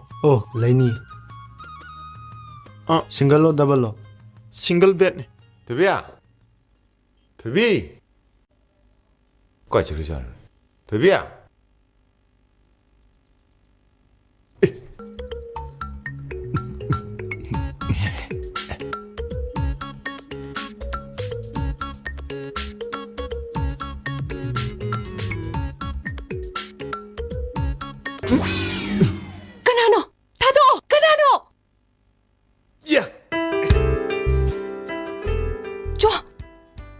ꯅꯪ ꯆꯠꯈ꯭ꯔꯗꯨꯗꯤ ꯅꯪꯗꯤ ꯀꯃꯥꯏ ꯂꯩꯔꯝꯃꯤꯕ? ꯅꯪꯉꯣꯟꯗꯗꯤ ꯂꯩꯉꯝꯗꯕ ꯑꯗꯨꯏ ꯂꯥꯏꯅꯤ. ꯆꯠꯂꯔꯣꯏ, ꯁꯨꯡꯆꯠ ꯆꯠꯂꯔꯣꯏ. ꯆꯣ, ꯑꯣꯏꯕꯒꯤꯔꯅꯦ? ꯐꯥꯒꯤ ꯇꯧꯅꯤꯗ. ꯄꯥꯕꯨꯡꯅ ꯉꯁꯤꯗꯤ ꯏꯂꯤꯁ ꯆꯥꯁꯤ ꯉꯥ ꯂꯩꯔꯝꯃꯣꯏ ꯂꯥꯏꯅꯤ. ꯑꯗꯨꯗꯤ ꯑꯩꯅ ꯂꯩꯔꯤ ꯃꯌꯥꯝꯁꯤꯗꯤ ꯀꯅꯥ ꯆꯥꯗꯣꯏꯕ? ꯃꯁꯤꯅ ꯍꯌꯦꯡ ꯆꯥ ꯇꯥꯔꯦꯗꯅ. ꯉꯁꯤꯅ ꯑꯩꯅ ꯂꯩꯔꯛꯄ ꯏꯂꯤꯁ ꯆꯥ ꯇꯥꯔꯦꯗꯅ. ꯄꯥꯕꯗꯤ ꯍꯜꯂꯛꯈꯤꯔꯣꯏꯗ꯭ꯔꯣ? ꯍꯥꯏꯗꯣꯛꯑꯦ. ꯁꯦ ꯍꯥꯏꯔꯣꯕ. ꯍꯥꯏꯗꯣꯛꯑꯗꯤ ꯀꯩꯗꯧꯁꯦ ꯍꯥꯏꯕꯅꯣ? ꯆꯣ, ꯁꯤ ꯅꯨꯄꯥꯁꯤꯗꯤꯕ ꯃꯤꯂꯛꯅꯕ ꯌꯥꯝ ꯍꯩꯕ ꯑꯣꯏ ꯇꯧꯔꯅ. ꯆꯣ, ꯌꯦꯡꯅꯤꯡꯗꯦ ꯑꯝꯇ. ꯊꯥꯗꯣꯛꯑꯣ.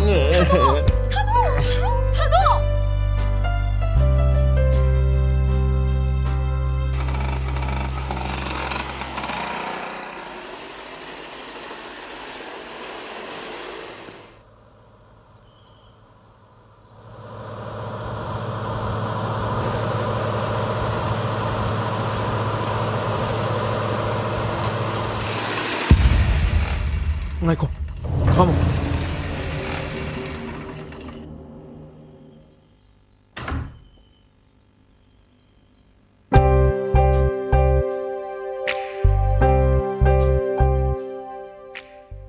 Thoivi How?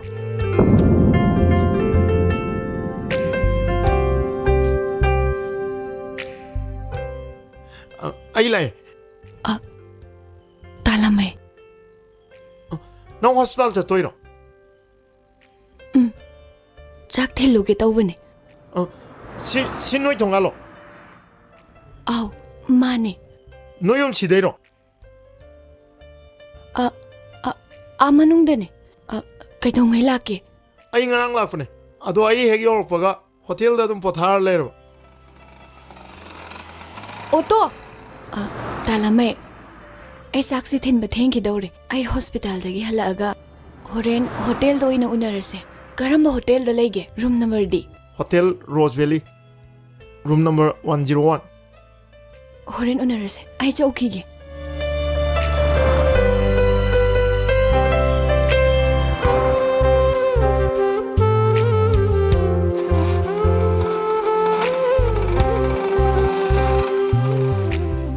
Mana mau episode nga sili jibo. Mayum pala sa.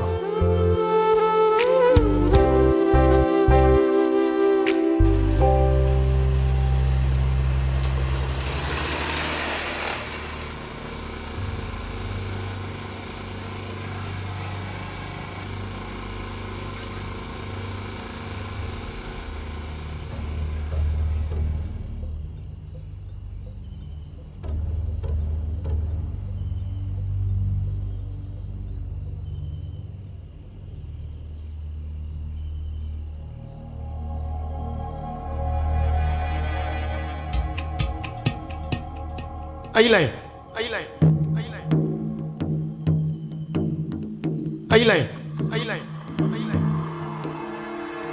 Thầy Thầy How? 그대로게 낭보 나 상황 들어봐 너 한번 다리도 그대로게 해봐 Haksang amdaba nate. Nungsa saman baduda kok se ngauri tauba. ꯑꯗꯨ ꯑꯣꯏꯔꯒꯅ ꯐꯖꯅ ꯄꯣꯊꯥꯔꯣꯗꯅ ꯑꯩꯒ ꯍꯣꯔꯦꯟ ꯍꯟꯃꯤꯟꯅꯔꯁꯦ Yaroye dusu. Iche Bilasnina maga thaba amta chatminasena thuna la o hayawe. ꯁꯨꯃꯥꯏꯅ ꯇꯧꯔꯣ ꯑꯗꯨꯗꯤ auto ꯆꯠꯈ꯭ꯔꯣ ꯁꯦꯜꯕꯨ ꯌꯧꯔꯛꯑꯕꯣ Yaure. ꯆꯣ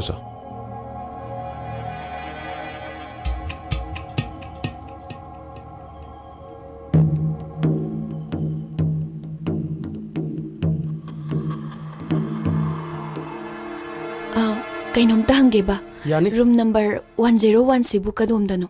Room number 101 haibro. Passport ke kahat paga han ba kaduni. Sida dum kar ga dum yaran.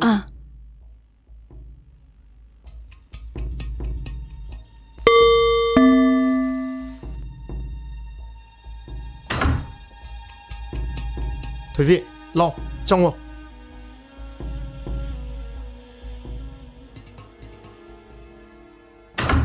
lo xịp phẩm chứ lo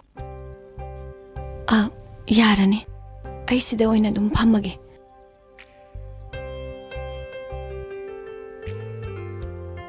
Talamai. Nangna laiba matamse tan yam chate. Cái nó anh nang nanak talak ko tan sa sa ta ba lai bro Adui nataba. Pabung nari habise khangi benatro. ado ai ju paung ana do matiang pang mu yai cái nó Nangbu kanani na saktak toiba. university da tamina ba marup ni hayu cái nó Hoi, pakhumdo budi aduni. Adubu mayamgi mit yengdadi adu oiroi. Akoi kasardadi adu chatnade. Yam ikai hangoina chatnai. nang ai ni jai han gro siro Oifam thokbudi aduni. Adubu nangna waro khigadrana khanbada. aina chingnari ba siki pakhum han Ai pabungi test ke result logadabani. Matam se yadre. Ado kasar lebak tamna la abanina ilisa amtangdi jamina khise. Ai hayeng thinjarake. Ai chaukhige. thôi vị nangi mobile number ong ta piram ba yagadro Ai hayeng lakpada hairage. Ai chaukhige.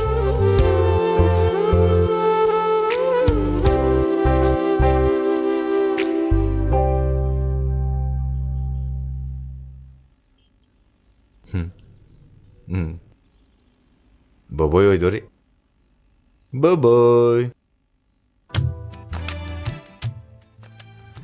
버버이 버버이 Kaino toidubo. 니 ಚಾನಪ್ಪ ಲಗ್ನ ನಿನಗೇನು ಸಾ ಚಾನಪ್ಪ ಸೋಯ್ತು ನಿಸೆ ಮಾ ತ ಲೆಂಗೆ Ush, 까룩ತ나가 스토리니 tada tabdo mangaire ne ha. 마네미 Yam ಚಾನಪ್ಪ maleba. 니미세 누파네바 Chalo he. Tapi heng nang na mama oiba numit ay na mapa oiba numit ano nga ito dyan Kamaina. ay na nang bu pang nabuha na bata ay yoy nabuha na bata kaya wano ho na kiba kay kita wih habito mahuna lo ilitok din Ngai khone. Nang nang asip haubada yumda pausu pipi dana laisibu. Ima pabo hoido pakhat lamoidro. ay silseda lay sidi tasalam bataw kangan grabani Aduga aiga luhong badi kangan krabo. kangan dre se masunu pa masak pazaba bubub lau se masipura sa tuin Adudi diang watli do. wa tre kay no kita nga area Is. as chema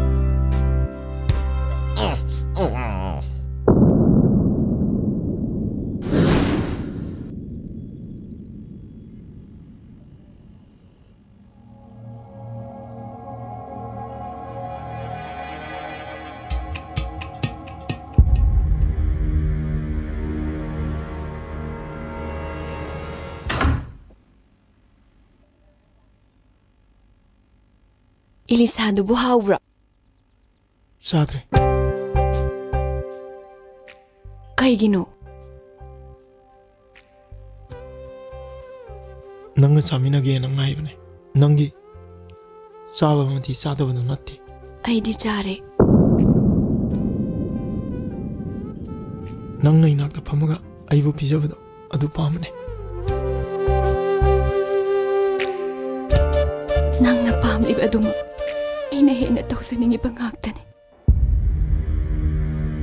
Ngamba. Ngamba. Nang sinam tholo wa ma gine. Kaitroge. Nam tholo ba. Kaitroge. Nang nupido ai hotel dana. Nupam ko unhori. Kaino hasibo. Hujik su unhori.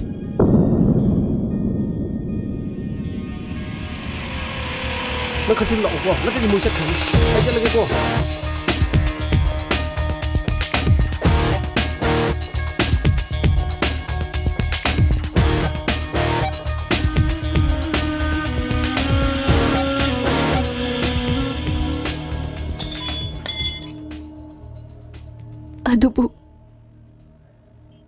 Adubu kaidoraba. Ayun pala.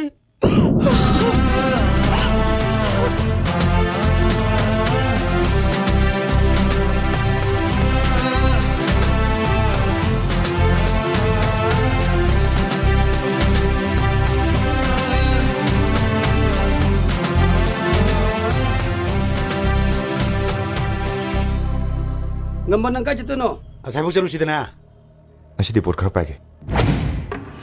Hey, mau plan tro mafam si poro.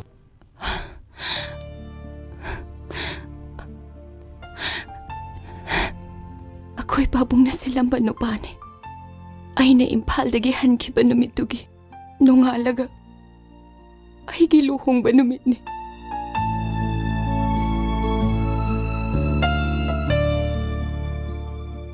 Nangbo imagi mamang oiba ngamnena. Takilay na 좀 진키면 하자. Ay ngamni kandana jinkibane. Adubo ay ngam gidre. Adu oiba yaro. Nangna atopada yumpan kradi. Ay kari oini nang khangiba natra. Madura nangna yengingisa.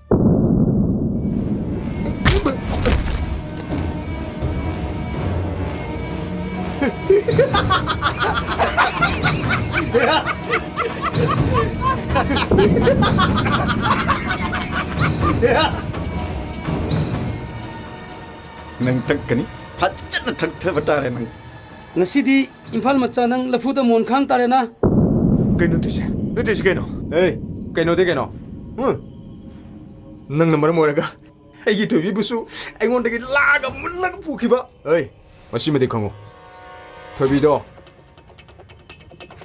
Mau wereso. Ay nongo to isilawni.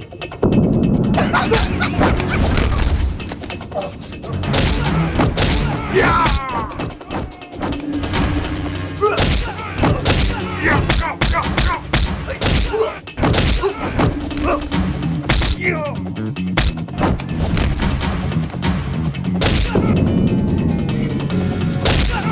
Come on, say.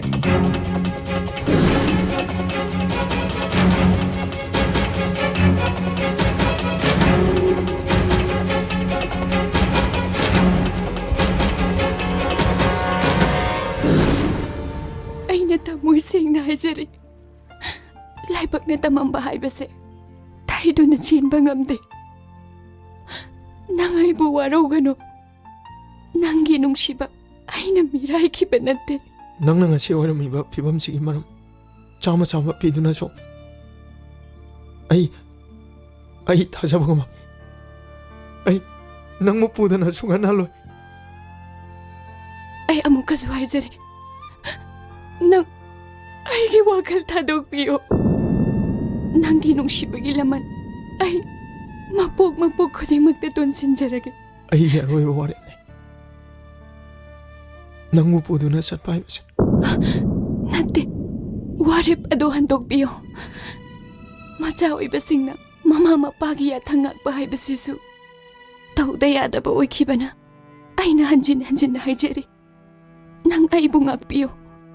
ꯃꯋꯥ ꯃꯄꯨꯔꯣꯏꯕ ꯂꯩꯔꯕꯤ ꯑꯃꯕꯨ ꯂꯧꯒꯦ ꯌꯥꯗꯦ ꯍꯥꯏꯗꯨꯅ ꯁꯤꯖꯈꯤꯕꯗꯤ ꯃꯤꯅ ꯅꯣꯛꯅꯈꯤꯅꯤꯌꯦ ꯁꯤꯗꯤ ꯁꯤꯅꯨꯀꯣ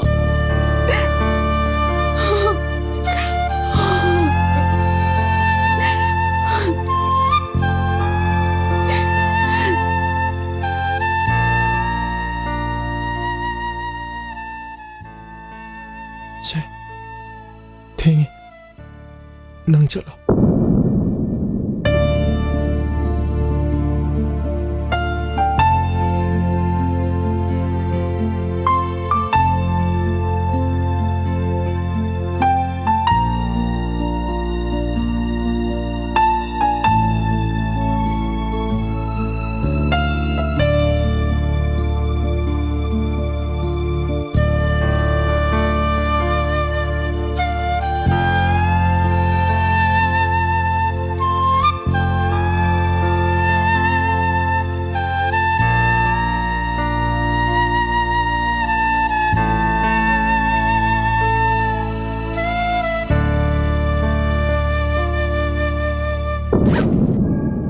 ꯅꯪ ꯅꯨꯄꯤꯗꯣ ꯑꯩ ꯍꯣꯇꯦꯜꯗꯅꯦ ꯅꯨꯄꯥ ꯑꯃꯒ ꯎꯅꯍꯧꯔꯤꯌꯦ ꯅꯪ ꯅꯨꯄꯤꯗꯣ ꯑꯩ ꯍꯣꯇꯦꯜꯗꯅꯦ ꯅꯨꯄꯥ ꯑꯃꯒ ꯎꯅꯍꯧꯔꯤꯌꯦ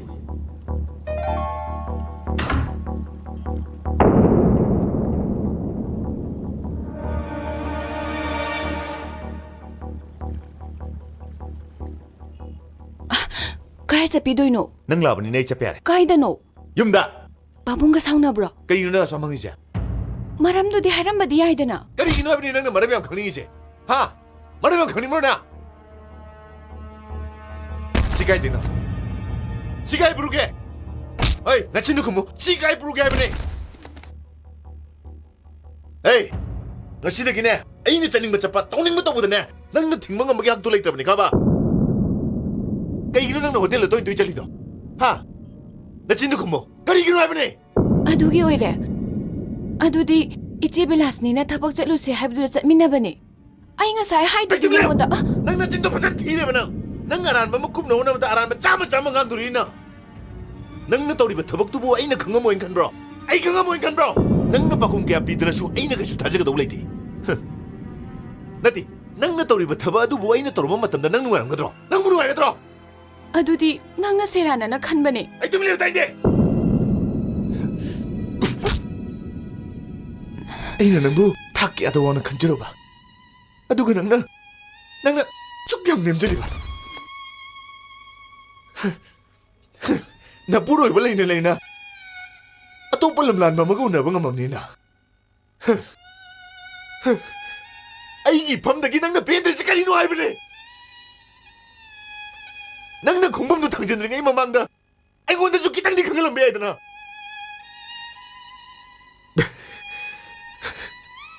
ai khange nangi su penda basu ai lermani dubu ai su semtok jabagi tanja amatang dipibirambe aidana tobe yare ai ngasimak 옥지막 마밤지 다도 잡히니 아이 다도 야로예 내 샷도 야로예 다도 야로예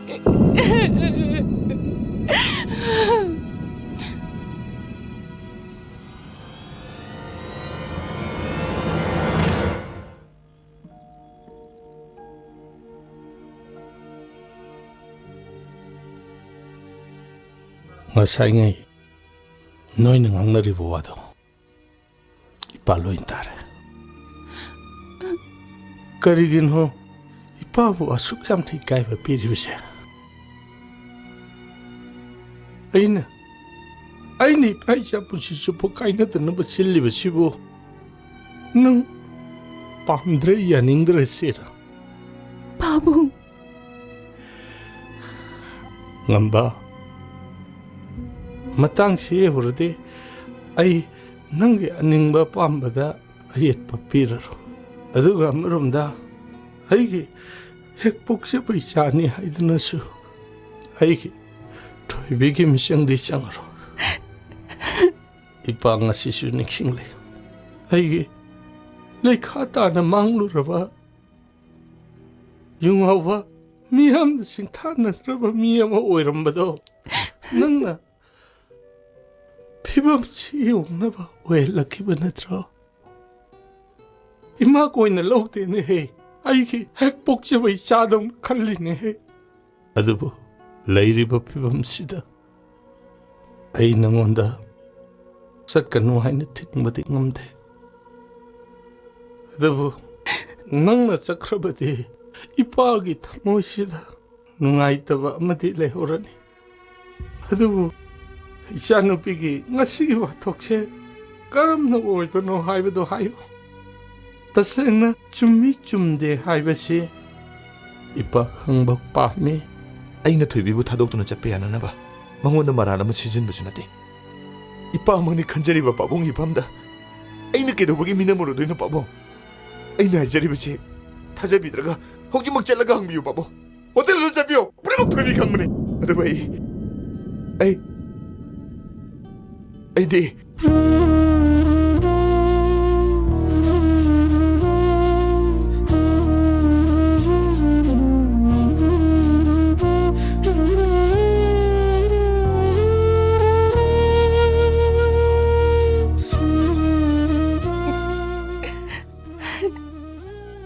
자기 이만나 보기 람비다 이빠나 코팅질로 보세 이빨란 그만이 토이비 나시다게 파이엘라로 샤기야 빰블 람비도 아드도 삿자로 아드부 까이로 리까 시기 마망다디 능 이빠부 이까이바 비바디 야로이 라 혹시 호텔에도 했었거든요.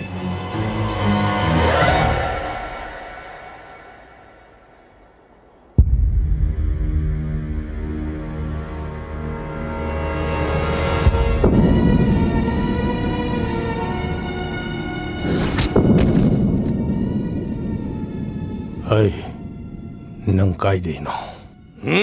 임팔이네. 아이, 임팔 마차시디 마울로보다 얌 이까이다버기 원이네. 마시 너희 모품들도 짠다비니네.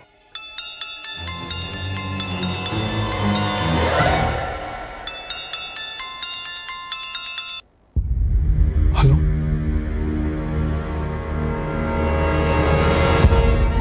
아이! 낭시 아코이시가 사람을 짜니는데 우시다버기 원이네. 까리기는 하!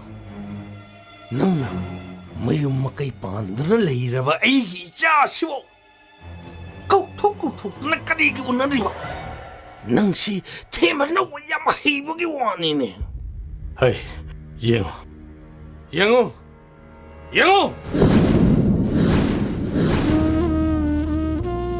ꯍꯧꯖꯤꯛꯇꯤ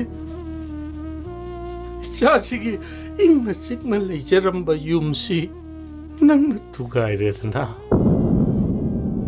ꯅꯪ ꯑꯩꯒꯤ ꯏꯆꯥꯅꯨꯄꯤꯁꯤ ꯍꯧꯖꯤꯛꯃꯛ ꯄꯨꯗꯨꯅ ꯆꯠꯀꯗꯕꯅꯤ ꯕꯥꯕꯥ ꯅꯠꯇ꯭ꯔꯕꯗꯤ ꯅꯪꯕꯨ ꯑꯩꯅ ꯀꯩꯔꯣꯜ ꯂꯩꯀꯥꯏ ꯃꯌꯥꯝꯁꯤ ꯇꯥꯛꯇꯨꯅ ꯅꯪꯕꯨ ꯅꯈꯣꯡ ꯅꯈꯨꯠ ꯄꯨꯟꯗꯨꯅ ꯕꯔꯥꯛ ꯇꯨꯔꯦꯜꯗ ꯂꯪꯊꯕꯗ ꯅꯪꯕꯨ ꯀꯅꯥꯅ ꯀꯟꯕ ꯉꯝꯒꯅꯤ ꯍꯥꯏꯌꯣ ꯅꯪ ꯍꯧꯖꯤꯛꯃꯛ ꯄꯨꯒꯦꯕ꯭ꯔꯥ ꯄꯨꯔꯣꯏꯕ꯭ꯔꯥ ꯍꯥꯏꯌꯣ ꯄꯨꯒꯦꯕ꯭ꯔꯥ ꯄꯨꯔꯣꯏꯕ꯭ꯔꯥ पाबुंग नशा पूजा कर भाई चलो बाबा चलो लमलान में पास के बलात चलो चलो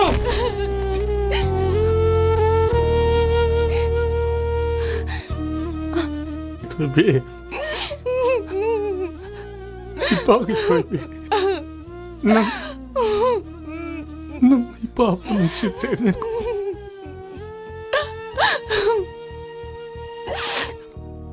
चलो nang sitagi salo iba isa marita na naman ko nang nuhay na layo ka Papa Papa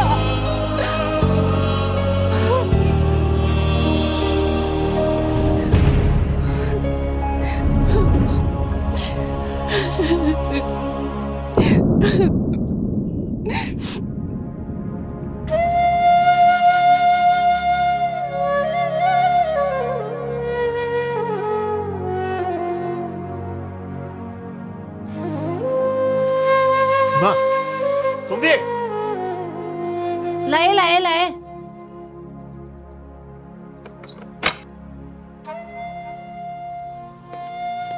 야이마, 능 라에다나. 라이마. 마디 까나. 나몽니마. 아까 살다기야. Oi, 가사다이니. 로, 정로. 헤헤, 가고. 까이노네 낭보. 마이 갑도 곡지네. 비에마, 톰비. 나봉 라에 라오네 낭보. 마이 곡시네. 덤비. 카톤 돌로에. 와, 난 로이니 야게. 이사디 람상 락보다 와르니도. Wadida. 이나마, 마이 옥세.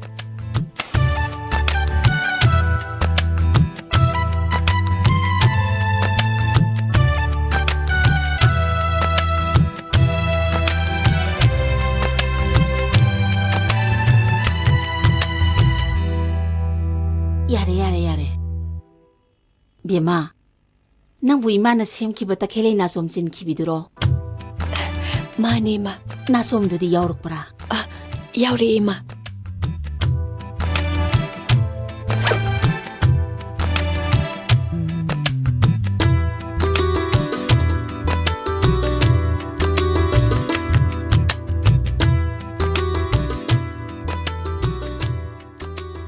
이마 펠리. 낭다니고 이마기 이마 오이게다바. 세 합슬로. 라오 상하시. 이마, 덤비. 나 이마가 장어모. 이스, 낭 호로이동나. 이마 장어모. 호이. 앙앙시 꾸힐라누고. 아이 암퉁 장하게 봐. 호이.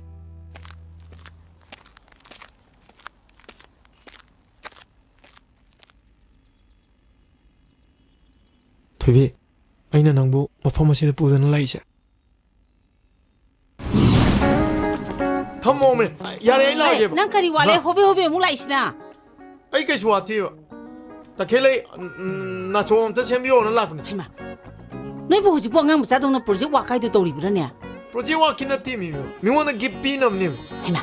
그럼 믿으노. 레이사비더로. 남해. 아무튼 가글로이. 에와 아무튼 해오기. 어이 라게 따모. 이마 챔다 챔먹고. 보스탄 챔먹고. 아이 꿈다나 말함도 하이요. 파산 챔먹고. 마시부. 누피가 꼬이르 잘라네. 따모. 에. 정호. 홈라. 개게다. 아이는 너한테 폰 하이는데 와암내라. 너는 나한테 라켓 들어오면. 너 너는 라이시 한 판에. kay wano tamo aina haido wasi nang India da bani ko kay no tamo tamo na ram ni aina mayam maning Laxman ni tamo na bi to ko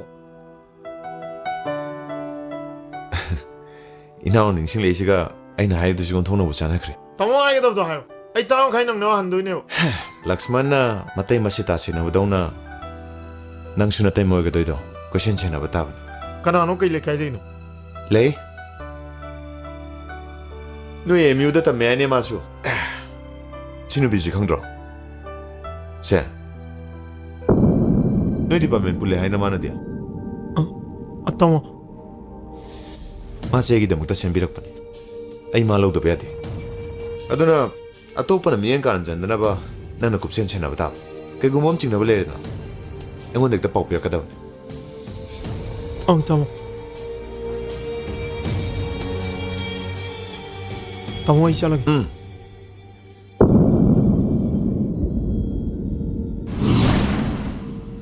Tobi aina nangbo yom sina porkpagi maramde ai nungsibagi lilane yamagira tangak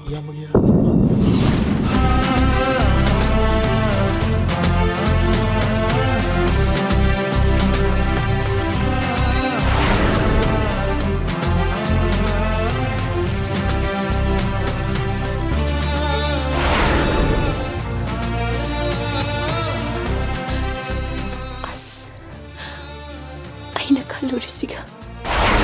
ado nan thok thok pano mi tu nang ga hamina gi do kana ai khoi mam jani my phone number ga lebu ai song khangna ning do ne ta khangna gi yaba as phone number ga khangde da ai yengo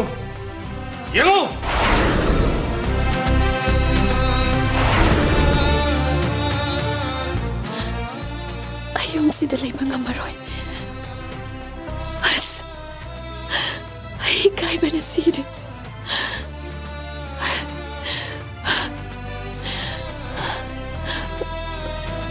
ꯑꯩ ꯆꯠꯂꯒꯦ ꯊꯣꯏꯕꯤ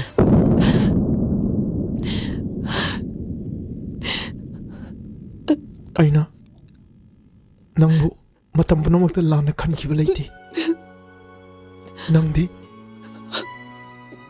ꯑꯩ ꯇꯥꯃꯣꯒꯤ 이따이 뭐이나 칸는 알라키 이마 알았다 이제 뛰어오네 난 허로이다 보동나 야이마 야이마 까리는 누나 등으로 내두고 와리도 사는 게가 이문데 생각을 사느라고 야로 온통는 안녕 기대도 꼭 항생체야 이마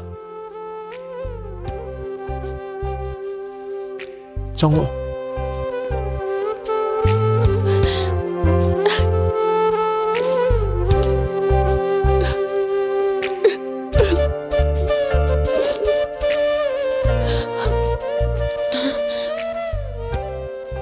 나 ꯑꯩꯈꯣꯏ ꯇꯥꯃꯣꯗ ꯍꯥꯟꯅ ꯑꯃꯨꯛꯇ ꯀꯧꯊꯣꯔꯛꯑꯣ ꯏꯃꯥ ꯍꯧꯖꯤꯛꯇ ꯍꯜꯂꯛꯈꯤꯗ ꯉꯥꯏꯔꯕꯅꯤ ꯑꯩꯈꯣꯏ ꯄꯥꯕꯨꯡꯅꯅꯦ ꯃꯤ ꯑꯣꯏꯅ ꯉꯥꯡꯈꯤꯗ꯭ꯔꯕꯅꯤ ꯇꯥꯃꯣ ꯌꯥꯏ ꯏꯃꯥ ꯏꯃꯨꯡ ꯆꯪꯕ ꯂꯥꯛꯑꯦ ꯑꯩꯈꯣꯏ ꯇꯥꯃꯣꯗ ꯍꯥꯟꯅ ꯑꯃꯨꯛꯇ ꯀꯧꯊꯣꯔꯛꯑꯣ ꯅꯠꯇ꯭ꯔꯗꯤ ꯄꯣꯁ ꯑꯃ ꯏꯇꯥ ꯇꯥꯔꯔꯣꯏꯕ ꯀꯔꯤ ꯇꯧꯔꯒꯦ ꯑꯃꯨꯛ ꯀꯩꯁꯨ ꯇꯧꯗꯦ ꯀꯧꯗ ꯀꯧꯊꯣꯔꯛꯑꯣꯕ ꯍꯣꯏ ꯍꯥꯏ 이bun가 ꯑꯆꯧꯕ ꯅꯅꯥꯎꯁꯦ ꯍꯜꯂꯛꯑꯦꯅꯦ ꯀꯅꯥꯅꯣꯝꯁꯨ ꯌꯥꯎꯔꯛꯏ ꯂꯥꯎꯅꯦꯍꯦ ꯑꯣ ꯂꯥꯏ ꯍꯥꯏ ꯀꯔꯤ ꯍꯥꯏꯒꯦ ꯍꯥꯏꯅꯣꯅꯦ ꯅꯪꯕꯣ ꯑꯁ ꯇꯥꯃꯣ ꯈꯔ ꯊꯨꯅ ꯊꯣꯛꯂꯛꯑꯣ ꯑꯦ ꯂꯥꯃꯩ ꯅꯪ ꯂꯥꯛꯄꯣꯏꯔꯥ ꯀꯅꯥꯅꯣ ꯌꯥꯎꯔꯛꯑꯦꯕꯨ ꯏꯃꯥ ꯇꯨ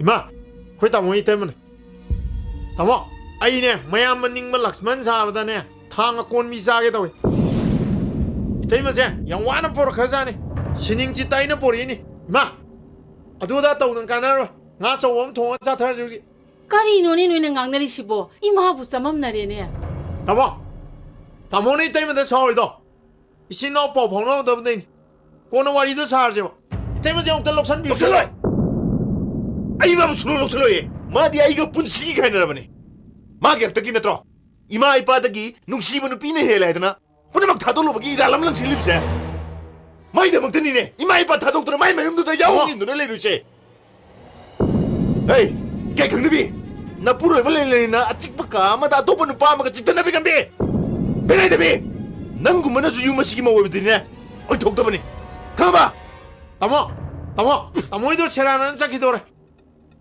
तामो नानाओ के नोमदा छंगजोक चाओगी गेबा 까리 놈이 노네 강나 사이시보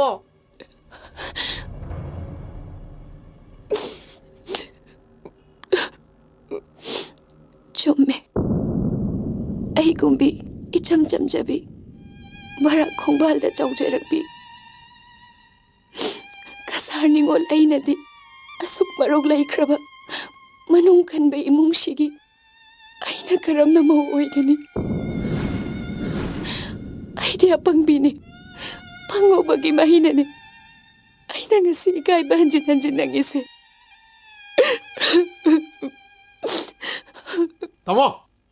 तामो सियों दे ये कार कनी को बुच्छाना लोई सनबाई तो वो इन तौरना उसी चेरांग फेरेंग खनाई जाता ही का नाम तना नते तामो ना ने लमे इतने बड़ी के शुलान जब नते इतने मना अतोपन पांगो नहीं ना तामो ना मरान सीरी दो उन्नरी मन पादो अतई का नाम तना नते आई ने ना होने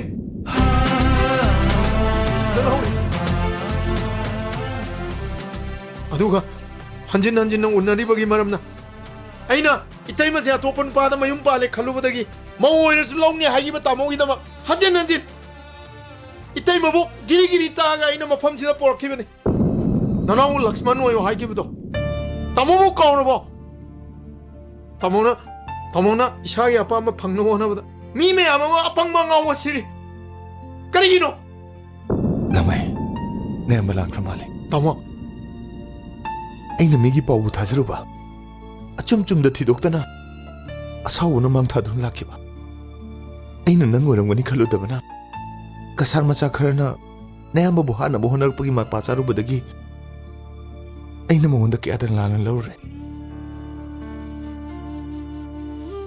ꯅꯪ ꯅꯌꯥꯝꯕꯕꯨ ꯋꯥꯔꯧꯒꯅꯨꯀꯣ. ꯇꯥꯃꯣ ꯅꯅꯥꯎꯁꯨ ꯇꯥꯃꯣꯕꯨ ꯂꯥꯟꯅ ꯈꯟꯕ ꯅꯠꯇꯦ. ꯇꯥꯃꯣꯒ 이때이마가 luhongmagi photo urubadagi nanauna 이때이마니 khangjarakpadagi 이때이마se puge yaungna purakpane. 이때이마 moi pabongdo chauna loyore.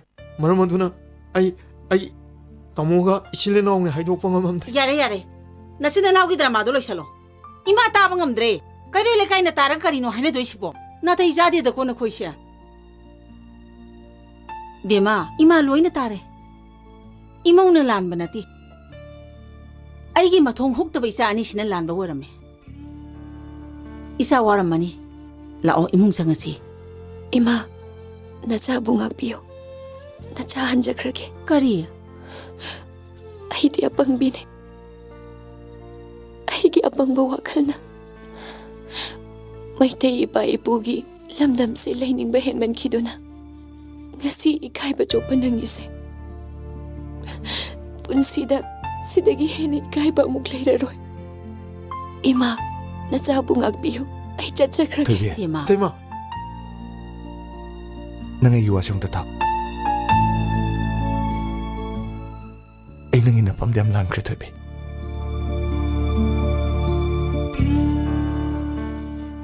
bema kapkono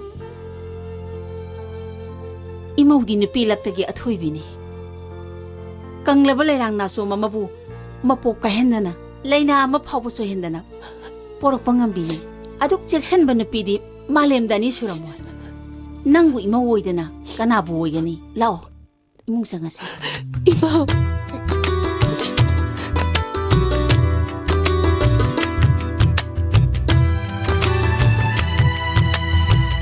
asuk fajaba mai thong sibu aigi oidana kanagi oigani asuk fajaba mai thong sibu aigi oidana kanagi oigani shumning TV mahak sibu aigi oidana kanagi oigani ashumning TV mahak sibu aigi oidana kanagi oigani aina nupi koidriba mabu ngairamba oibata aina tamoi leptiba mabu ngairamba oibata aina nupi koidriba mabu ngairamba oibata aina tamoi leptiba mabu ngairamba oibata asuk fajaba mai tong sibu aigi oidana kanagi oigani ashumning TV mahak sibu aigi oidana